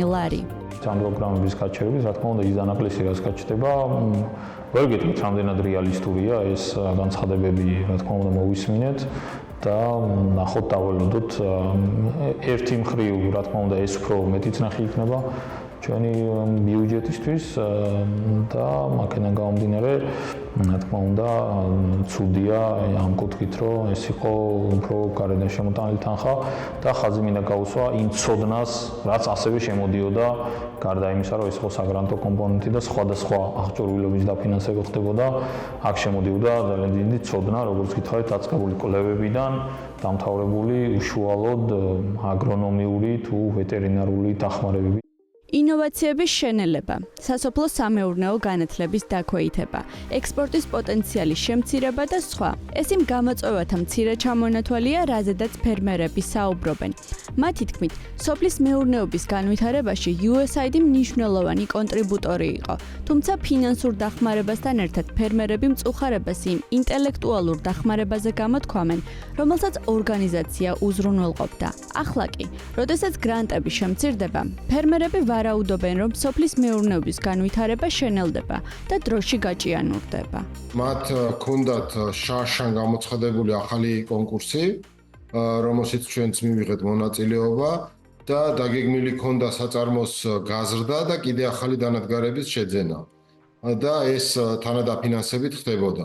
სამწუხაროდ ეხლა რომ შეწყდა, ჩვენ ორივეს გაკეთება არ შეგვეძლო ჩვენი სახსრებით და წავედით იმ გზით, რომ მხოლოდ რაღაცა ახალი დანადგარები ვიყიდეთ ჩვენი სახსრებით და საწარმოს გაზრდა ვეღარ მოახერხეთ. და რეალურად გადაიდო, არ ვიცი, მინიმუმ 1 წლით. ჩვენ მანქანა დაანგარების კომპონენტშიც მივიღეთ დახმარება USAID-ის პროგრამიდან, ანუ გადამუშავების მხრივ მათი წილი იყო დიდი თხილის სექტორში და აქედან გამომდინარე მათი დახმარება არ და უпростоრედ შეჩერება დახმარების იქნება დარტყმა ქართული ბიზნესისთვის, კერძოდ თხილის სექტორისთვის. USAID-ის სოფლის მეურნეობის განვითარების პროგრამებმა საქართველოში მნიშვნელოვანი როლი ითამაშა ქვეყნის აგრარული სექტორის მოდერნიზაციაში, სოფლის მოსახლეობის შემოსავლების ზრდასა და ექსპორტის შესაძლებლობების გაფართოებაში. უფრო კონკრეტულად 2018-24 წლებში სუბსექტორების განვითარებაში დაახლოებით $27 მილიონიანი პროგრამა განხორციელდა. პროგრამა მიზნად ისახავდა ისეთი მიმართულებების განვითარებას, როგორიცაა კენკროვანი ხილი, სამზარეულო მწვანილი, ქვახილი, მარწყვის ვაშლის, ყურძნის, მანდარინისა და თხილის წარმოება. პროგრამამ ხელი 1000-ზე მეტ საწარმოს შეუწყო. შექმნა 6000-ზე მეტი ახალი სამუშაო ადგილი და $70 მილიონი გაზარდა გაყიდვები. პროგრამის ფარგლებში განხორციელდა საერთაშორისო სურსათის უსაფრთხოების სტანდარტების დანერგვა, რაც ქართულ პროდუქციას საშუალებას აძლევს კონკურენცია გაუწიოს ევროპულ ბაზრებს. 2024 წელს ახალი პროექტი დაიწყო. სახელწოდებით USAID Agricultural Trade Diversification Program, რომლის ბიუჯეტი თითქმის $29 მილიონ შეადგენს და რომელიც 2029 წლამდე უნდა გაგრძელებულიყო. ამ პროგრამის მიზანი საქართველოს აგრარული ექსპორტის დივერსიფიკაცია, კერძოდ რუსეთის ბაზრისგან დამოუკიდებლობის გაზრდა იყო. პროგრამა $170 მილიონი ახალი ექსპორტის შექმნას ითვალისწინებდა. ამასთან $70 მილიონი მოცულობის კერძო ინვესტიციის მოზიდვას და 8000 სამუშაო ადგილის შექმნას. ამ ეტაპზე არ არის ალტერნატიული USAID-ის ალტერნატიული სოფლის მეურნეობის განვითარებისთვის გამოყოფილი პროგრამა ამ ეტაპზე, რომელიც საინტერესოა ყოველ შემთხვევაში ჩვენი საწარმოსთვის არ არის. თუ ხვალ შეძლებს სახელმწიფო და დააფინანსებს ამ მიმართულებით რაღაცა პროგრამას, სიამოვნებით ჩავერთვებით. მოგითხართ, რომ რაღაცა ქონდა დაგეგმილი, აი ამას აუცილებლად USAID-ით გავაკეთებ და ბიზნეს გეგმაში ქონდა ჩასმული, რომ USAID რახან არის ამით ამდენი წიწავთ, არ ყოფილა ესე, იმიტომ რომ USAID-ის სოფლის მეურნეობის პროგრამა თავისი და სავარაუდოდ რაღაცა შემუშავებული გეგმის თანახმად პერიოდულად აცხადებდა ტენდერებს, განსაკუთრებით ჩვენს რეგიონში იყო ეს ტენდერები საკმაოდ ბევრი, კონკურსო განაცხადები იყო, იმიტომ რომ რადგანაც ჩვენი რეგიონი არის საოკუპაციო ხაზის მიმდებარედ, იქ განსაკუთრებული ყურადღება ექცეოდა მოსახლეობის შესაძლებლობების გაზრდას და ადგილობრივი მრეწველობის თუ წარმოების რაღაცნაირად ხერხზე დაყენებას. და ეს შესაბამისად რასაკვირველი უკან დავხევს. მაგრამ ეხლა პირადად მე არ შემიძლია გითხრათ ჩვენმა საწარმომ რა დაკარგა, იმიტომ რომ არაფერს არ დაგვიკარგავს. აღარ გამოაცხადებენ ტენდერს, არ გვეცოდინება რა დავკარგოთ. USAID-ის დაფინანსება არ ხმარდებოდა რეალურ მიზანს, ერთგვარ საქველმოქმედო მიზნებს. ეს ყველაფერი ხმარდებოდა ამა თუ იმ ქვეყანაში, მათ შორის საქართველოსზეა კონკრეტულად საუბარი, რევოლუციების მოწყობას, არეულობის შემოტანას, ქვეყნის არევას. ამის შესახებ ქართული ოცნების პრემიერ-მინისტრმა ირაკლი კობახიძემ ყაზახეთში ჟურნალისტებს განუცხადა. თუმცა ფაქტს ვერ გავექცევით. ამერიკის შეერთებული შტატების საერთაშორისო განვითარების სააგენტო საქართველოში 30 წელზე მეტია არაერთ მნიშვნელოვან პროგრამას ახორციელებდა, რომელშიც ორგანიზაციამ ასეულობით მილიონის ინვესტიცია განახორციელა. ახლა კი, როდესაც ქვეყანა მნიშვნელოვან კონტრიბუტორს კარგავს, საინტერესოა როგორ შეძლებს სახელმწიფო დანაკარგის შევსებას. ქართული ოცნება არასამთავრობო ორგანიზაციებისა და მედიის წინააღმდეგ კანონების მიღებას აგრძელებს. ბოლოს ცვლილება გრანტების შესახებ კანონში შევიდა. დაჩქარებული წესით მიღებული კანონით დონორებს მთავრობის თანხმობის გარეშე გრანტის გაცემა აეგრძალათ. რა გავლენას იქონიებს ეს კანონი არასამთავრობო ორგანიზაციებსა და მედიაზე და რას აპირებენ თავად ეს დონორი ორგანიზაციები? ერთად ვნახოთ მარიამ ვარადაშვილის მიერ მომზადებული სიუჟეტი. უნდა ვნახოთ კანონი, ვსწავლობთ ამ საკითხს და ალბათ ვკითხავთ საქართველოს მთავრობას თუ რას ნიშნავს ეს ჩვენთვის. როგორც ვიცი, პაკისტანში ასეთი წესი, როცა თითოეულ გრანტზე ნებართვა უნდა მიიღოთ. ეს არის რაც გსურთ? კარგი, როცა შევა ძალაში ვნახავთ. მაგრამ ისე ვეღარ იქნება, რადგან პრივილეგირებული პარტნიორობა ევროკავშირის გზაზე მყოფი ქვეყნისთვისაა. როცა პეტერ ფიშერთან ინტერვიუ ჩავწერეთ გრანტების შესახებ კანონში ცვლილებები, რომლითაც მთავრობის ნებართვის გარეშე დონორებს გრანტების გაცემა აეკრძალათ, ხოლო უნებართო გრანტების მიმღები ორგანიზაციებისთვის ჯარიმად გრანტის ორმაგი ოდენობა განისაზღვრა, ოცნების პარლამენტს ჯერ კიდევ არ ქონდა დაკანონებული. საქართველოს მთავრობა გადაამოწმებს ყველა გრანტის მიზნობრიობას და ამის მიხედვით გასცემს თანხმობას გრანტთან დაკავშირებით. ჩვენ ვერავის მივცემთ იმის საშუალებას, რომ გრანტების მეშვეობით, NGO-ების მეშვეობით საქართველოში ხელოვნურად დათესონ სიძულვილი და ხელოვნურად გახლიჩონ საზოგადოება. გრანტების შესახებ კანონში შესული მორიგი ანტიდემოკრატიული ცვლილებები უკვე ძალაშია. პროცედურა ასეთია: დონორმა ნებართვისთვის უნდა მიმართოს მთავრობას ან მთავრობის მიერ განსაზღვრულ უფლებამოსილებულ პირს და წარუდგინოს ხელშეკრულების პროექტი, ანუ რომელ მედიაზე ან არასამთავრობო ორგანიზაციაზე გასცემს გრანტს და რა მიზნობრიობით. უნებართო გრანტის გაცემისა და მიღების მონიტორინგი დაევალა ანტიკორუფციულ ბიუროს. ანუ იმ უწყებას, რომელიც 2024 წლის დეკემბრიდან თანამდებობის პირების ქონებრივ დეკლარაციას არასაჯაროებს. აღსანიშნავია ისიც, რომ მთავრობის გადაწყვეტილების გასაჩივრება მის მოქმედებას არ აჩერებს. მთავრობის ნებართვის გარეშე გრანტის აკრძალვის ახალი წესი არ ვრცელდება სპორტული ფედერაციის მიერ გრანტის გაცემაზე, საქართველოს საზღვრებს გარეთ საშუალო და უმაღლესი განათლების მიღებასა და სამეცნიერო მუშაობისთვის გაცემულ სტიპენდიებზე. არასამთავრობო და მედია ორგანიზაციების დიდი ნაწილისთვის საერთაშორისო გრანტების მიღება დამოუკიდებლად მუშაობის ერთადერთი შესაძლებლობაა. შესაბამისად, ბუნდოვანია რა ელით ამ ორგანიზაციებს, ამ თუ აქამდე მიღებული ეგრეთ წოდებული რუსული კანონისა და ეგრეთ წოდებული ქართული ფარას პირობებში, რომელიც ოცნების პარლამენტმა უკვე დაამტკიცა და 31 მაისს ამოქმედება. იურის საბა ბრაჭველის აზრით, ქართულ ოცნებაში იცოდნენ, რომ არასამთავრობო ორგანიზაციები გრანტის მიღებაზე ნებართვას მთავრობას არ სთხოვდნენ. ამიტომ კანონით თავად დონორები დაავალდებულეს. ისინი ხედავენ სამოქალაქო დამორჩილების უდიდეს პოტენციალს. ამიტომ ჩაწერეს დონორები, რაც აქამდე მე არც ერთი ქვეყნის კანონმდებლობაში არ შემხვედრია.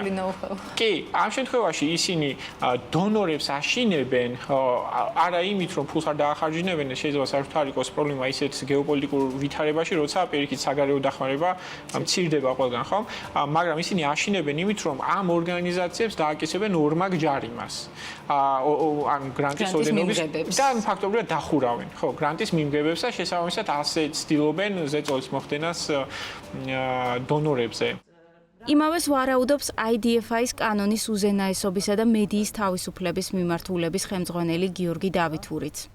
გრანტების შესახებ კანონის მთავარი მიზანი ერთ-ერთი რასაც აკეთებს, რაც არის ის, რომ ქართულმა ოცნებამ მიაქცია ყურადღება, რომ სამოქალაქო ორგანიზაციების დიდი ნაწილი რეპრესიული მუქარების მიუხედავად იქნება ეს დაჯარიმებების მუქარა, დაჭერით მუქარა, სისხლის სამართლის საქმეების გახსნა და იქიდან მუქარა თუ ქუჩაში ცემა, უკან არიხევს. პირველი რასაც ეს აკეთებს არის ის, რომ პასუხისმგებლობა მორჩილებაზე აიღო ადგილობრივი სამოქალაქო ორგანიზაციებისგან და გადაიტანა დონორზე. ფაქტობრივად გრანტის გაცემა აუკრძალა მისი თანხმობის გარეშე.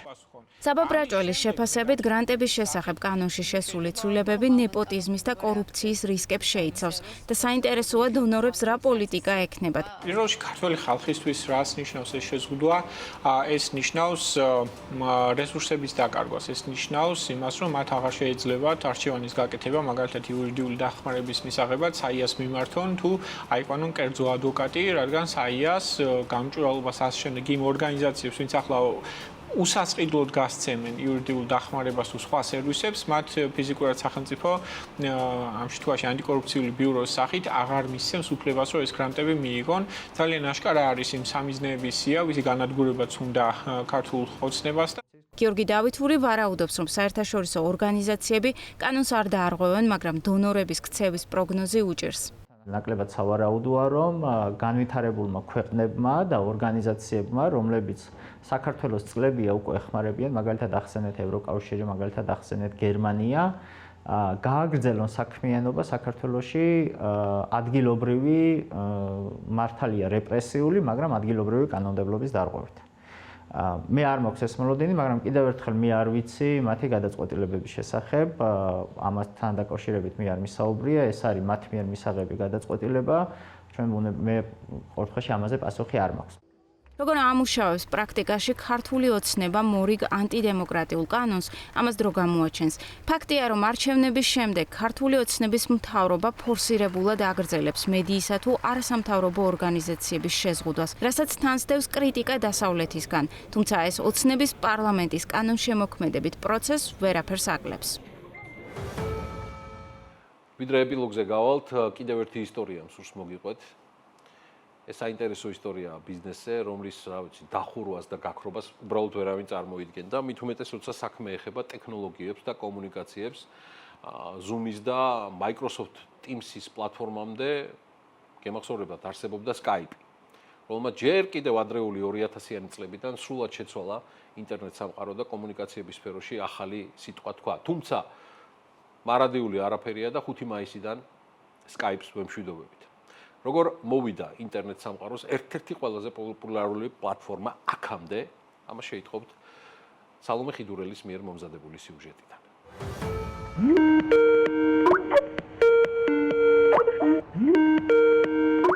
თუ ეს ნომერი თქვენთვისაც ნაცნობია, ალბათობა იმისა, რომ ვიდეოზარებს COVID პანდემიამდე გაცილებით ადრე, მაგალითად Windows XP-ს ეპოქაში დავუმეგობრდით, თითქმის 100%-ია.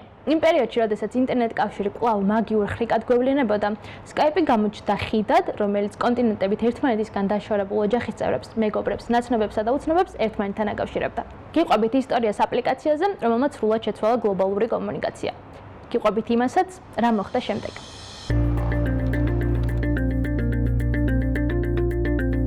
Skype, ან როგორც თავდაპირველად უწოდებდნენ Skype-ერი, 2003 წელს ნიკლას ზენსტორმმა და იანუს ფრიზმა დააარსეს. ხედვით, რომ კომუნიკაცია ყველასათვის უფასო და ხელმისაწვდომი უნდა ყოფილიყო. აპლიკაციის პროგრამულ უზრუნველყოფაზე 4 ესტონელმა დეველოპერმა იმუშავა და მალევე შეიქმნა პლატფორმა, რომელიც მომხმარებელს ტექსტური შეტყობინებებითა და ხმოვანი ზარებით მთელი მსოფლიოს მასშტაბით აკავშირებდა. ტრადიციული სატელეფონო ქსელების გვერდისავლით და შესაბამისად უფასოდ.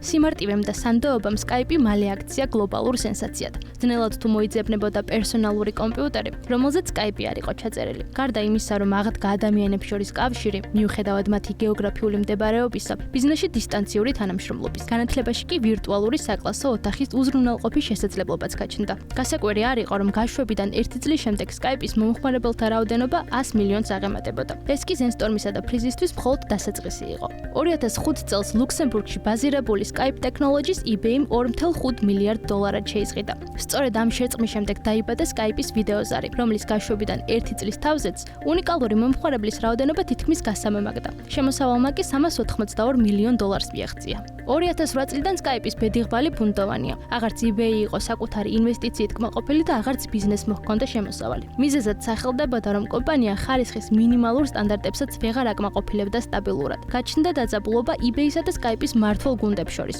რაც პლატფორმის დამფუძნებლების მიერ კომპანიის დატოვებით დაგვირგვინდა. ზენსტორმი და ფრიზი ჯოშ სილვერმენმა ჩაანაცვლა, რომელმაც გადაწყვიტა სრულად ვიდეო მიმართულებაზე კონცენტრირებულიყო. 2010 წლიდან Skype, როგორც ვიდეოზარების პლატფორმა, ყველა საოპერაციო სისტემაში იყო ინტეგრირებული. გამოჩნდა მისი მობილური აპლიკაციაც. 2011 წელს კი Skype Microsoft-მა $5 მილიარდად შეიზღიდა, რაც იმ დროისთვის რეკორდული გარიგება იყო. ტექ გიგანტს სჯეროდა, რომ Skype-ის კომუნიკაციების სფეროს სრული დომინირების პოტენციალი ჰქონდა. ადრეული წარმატების მიუხედავად smartphone-ებისა და ახალი საკომუნიკაციო პლატფორმების აღზევებამ Skype-ის სუსტი მხარეები წარმოაჩინა. მაშინ, როცა სხვები სამომხმარებლო გამოცდილების გაუმჯობესებაზე, ინოვაციური ტექნოლოგიების დანერგვასა და განვითარებაზე მუშაობდნენ, Skype კონკურენტებს ჩამორჩა და განვითარება შეწყვეტა. როცა სხვადასხვა მესენჯერზე ყოველთვიურად იტესტებოდა ახალი ფუნქციები, Skype სტაგნაციაში დარჩა. დიზაინი დაუძველდა და მუდმივ პროგრამულ განახლებას საჭიროებდა. გაუფერულდა თავად Skype-ის ბრენდიც. ახალი თაობები ახალ პლატფორმებზე, Snapchat-სა თუ Instagram-ზე გადაერთნენ. პროფესიულ გარემოში კი Zoom-ისა და Teams-ის აპლიკაციებს ანიჭებდნენ უპირატესობას. ერთ დროს ყველაზე პოპულარული პლატფორმა უკვე აღარავისთვის იყო პირველი არჩევანი. როცა Microsoft-მა Skype-ი შეიზღიდა, იცოდა, რომ ყიდულობდა აპლიკაციას, რომელსაც ჰყავდა მილიონობით მომხმარებელი, ჰქონდა მილიარდზე მეტი გადმოწერა და როგორც ჩანს არ იცოდა, რომ ეს რიცხვები მალე შემცირდებოდა. Skype-ის დასასრულზე უკვე აქტიურად საუბრობდნენ 2021 წლიდან, როცა Microsoft-მა Windows 11 დააანონსა და 10 წლის შემდეგ პირველად Skype-ის ნაცვლად სისტემაში Teams-ი ინტეგრირდა. 2023 წელს პლატფორმის მომხმარებელთა რაოდენობა რამდენიმე 100 მილიონიდან 26 მილიონამდე შემცირდა. Teams-ის კი 300 მილიონამდე გაიზარდა. Skype-ის დახურვა გარდაუვალი იყო და ასეც მოხდა.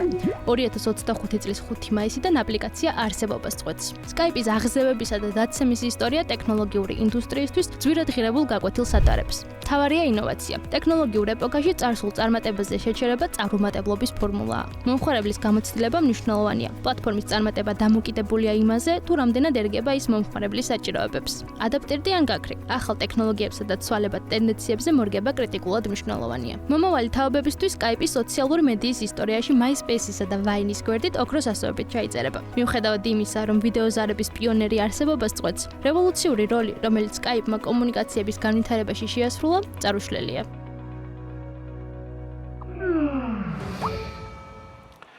ნიუ-იორკის შემდეგ ქართული რესტორნები უკვე ჩიკაგოში შეგვხვდებათ.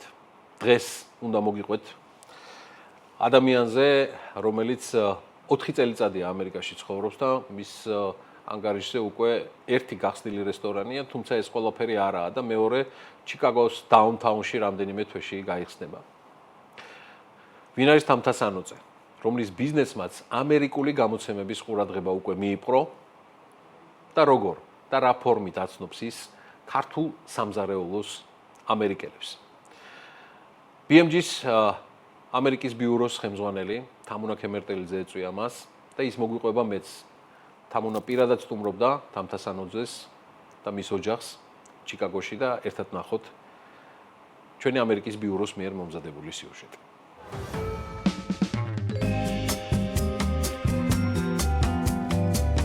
ამ ადგილზე ქართულს ჯერ ნაკლებად, ან შეიძლება ითქვას საერთოდ არ იცნობენ. სულ მალე აქ ქართული წარწერა და სამზარეულო გამოჩნდება.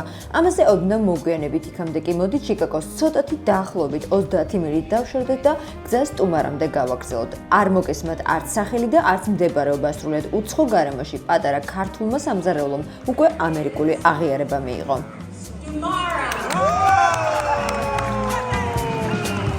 ეს არის ჟან ბანშეს ცნობილი ჯილდო. ეს ესეთი პროცესია, ანონიმური წარმომადგენლები დადიან რესტორნებში და მათი გადაწყვეტილებით, რომლებსაც ცვლიან საუკეთესოდ, სხვადასხვა ნომინაციებში ირჩევენ და მერე იმ ნომინაციებიდან კიდევ ერთ უკვე გამარჯვებულს გამოარჩევენ და ჩვენი რესტორანი გახდა როგორც გამარჯვებული 20-25 წლის საუკეთესო ტრადიციების მატარებელი რესტორნის ნომინაციაში. ცნობილი გამოცემები ინტერესდებიან და ბეჭდავენ სტუმარაზე. რა ძალიან არასასიამოვნო ფაქტი მოხდა და ისეთი მოვდიოდი და რომ გავხსენი კომპიუტერით იმეილებს ვამოწმევდი, ვკითხულობ შეტყობინებას, რომ თქვენი რესტორანი მოხდა ჩიკაგოს ახალი გახსნილი საუკეთესო 11 რესტორნის სიაში და დაიბეჭდა Chicago Magazine-ში. ისტორია ცოტა დროში დაუჯერებელ ამბავს წააგავს, თუმცა როცა დროსთან ფეხა წყობილ და თანამედროვე ქართულ სამზარეულოს უყურებ, ყველაფერი თავის ადგილზე დგება. ასე მაგალითად შავ მიწაში ამოვლებული ბადრიჯანი სულ მოკლე დროში ერთ-ერთი ბესტსელერი გახდა.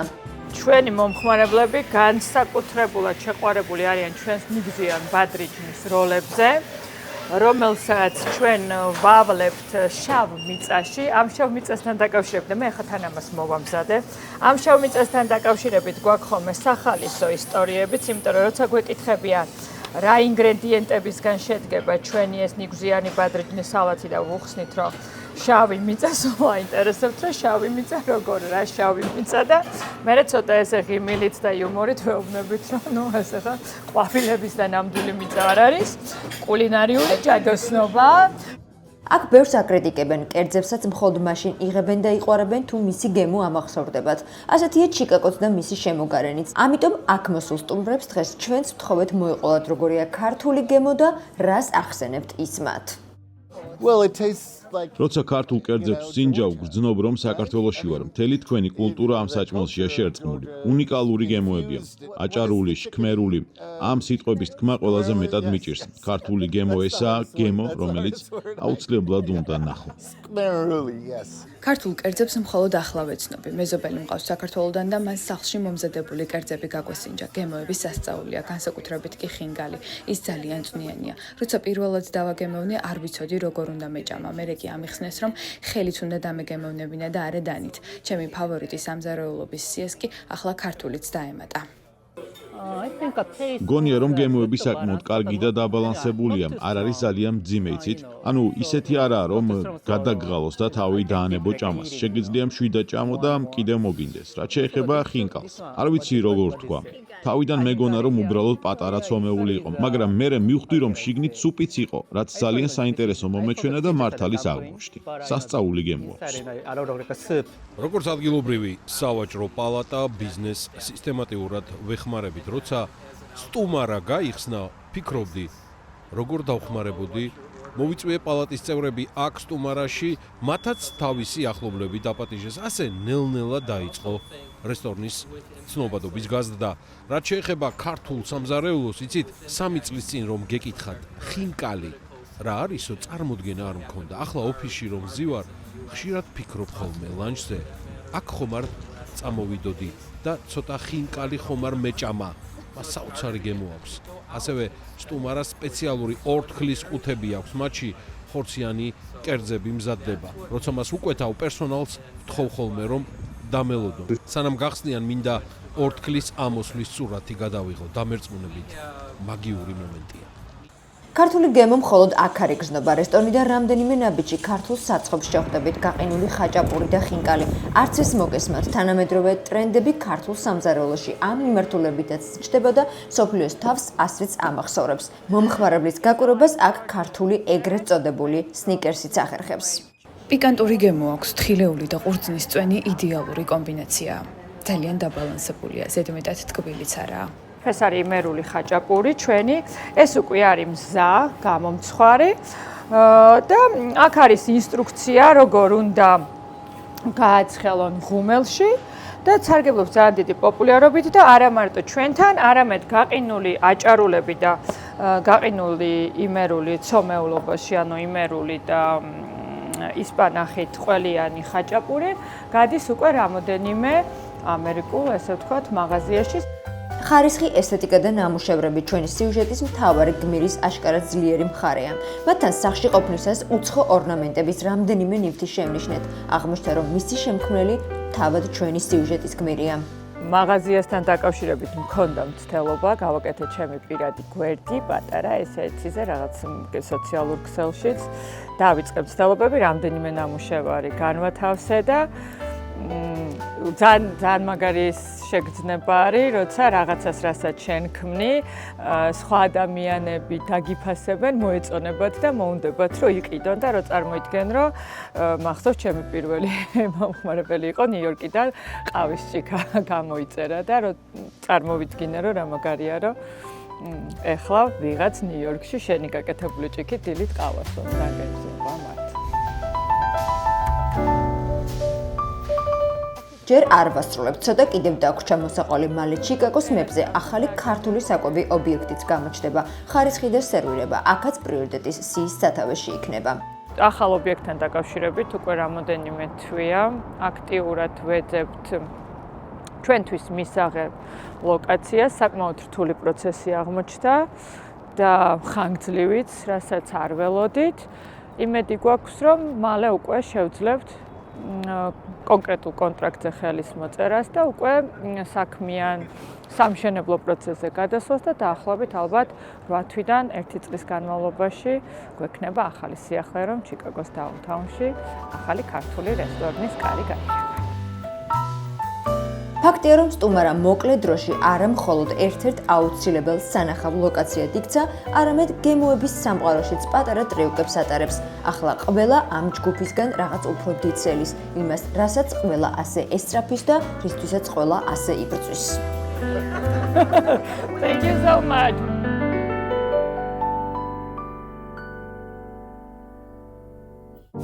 ბიზნესში იმარჯვებენ გუნდები და არა ინდივიდები. სემ უოლტონი.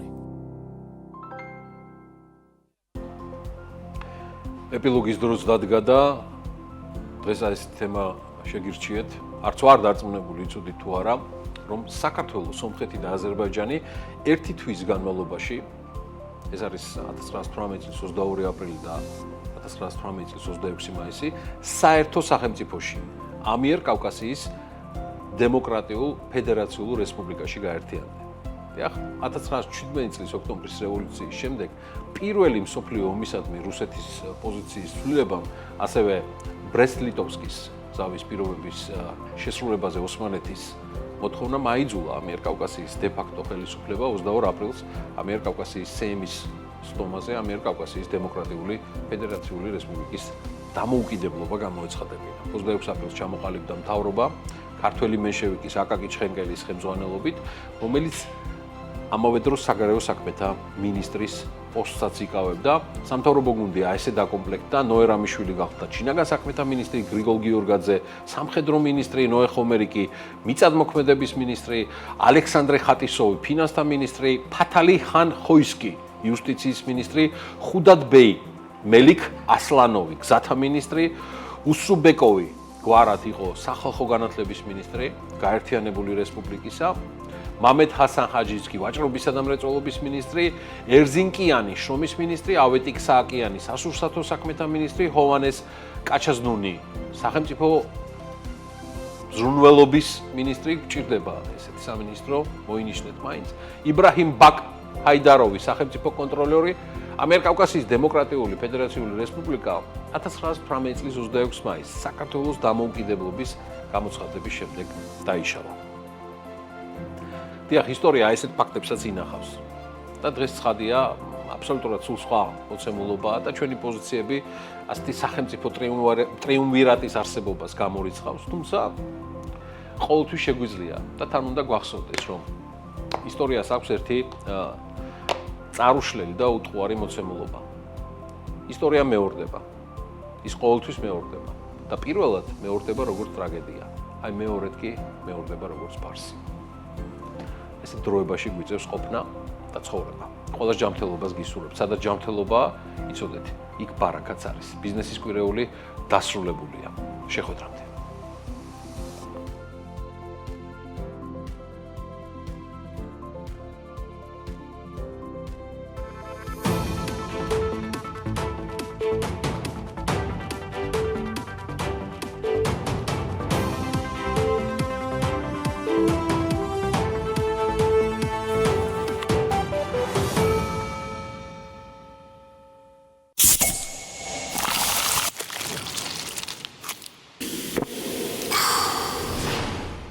გადაცემას წარმოგიდგენთ Coca-Cola.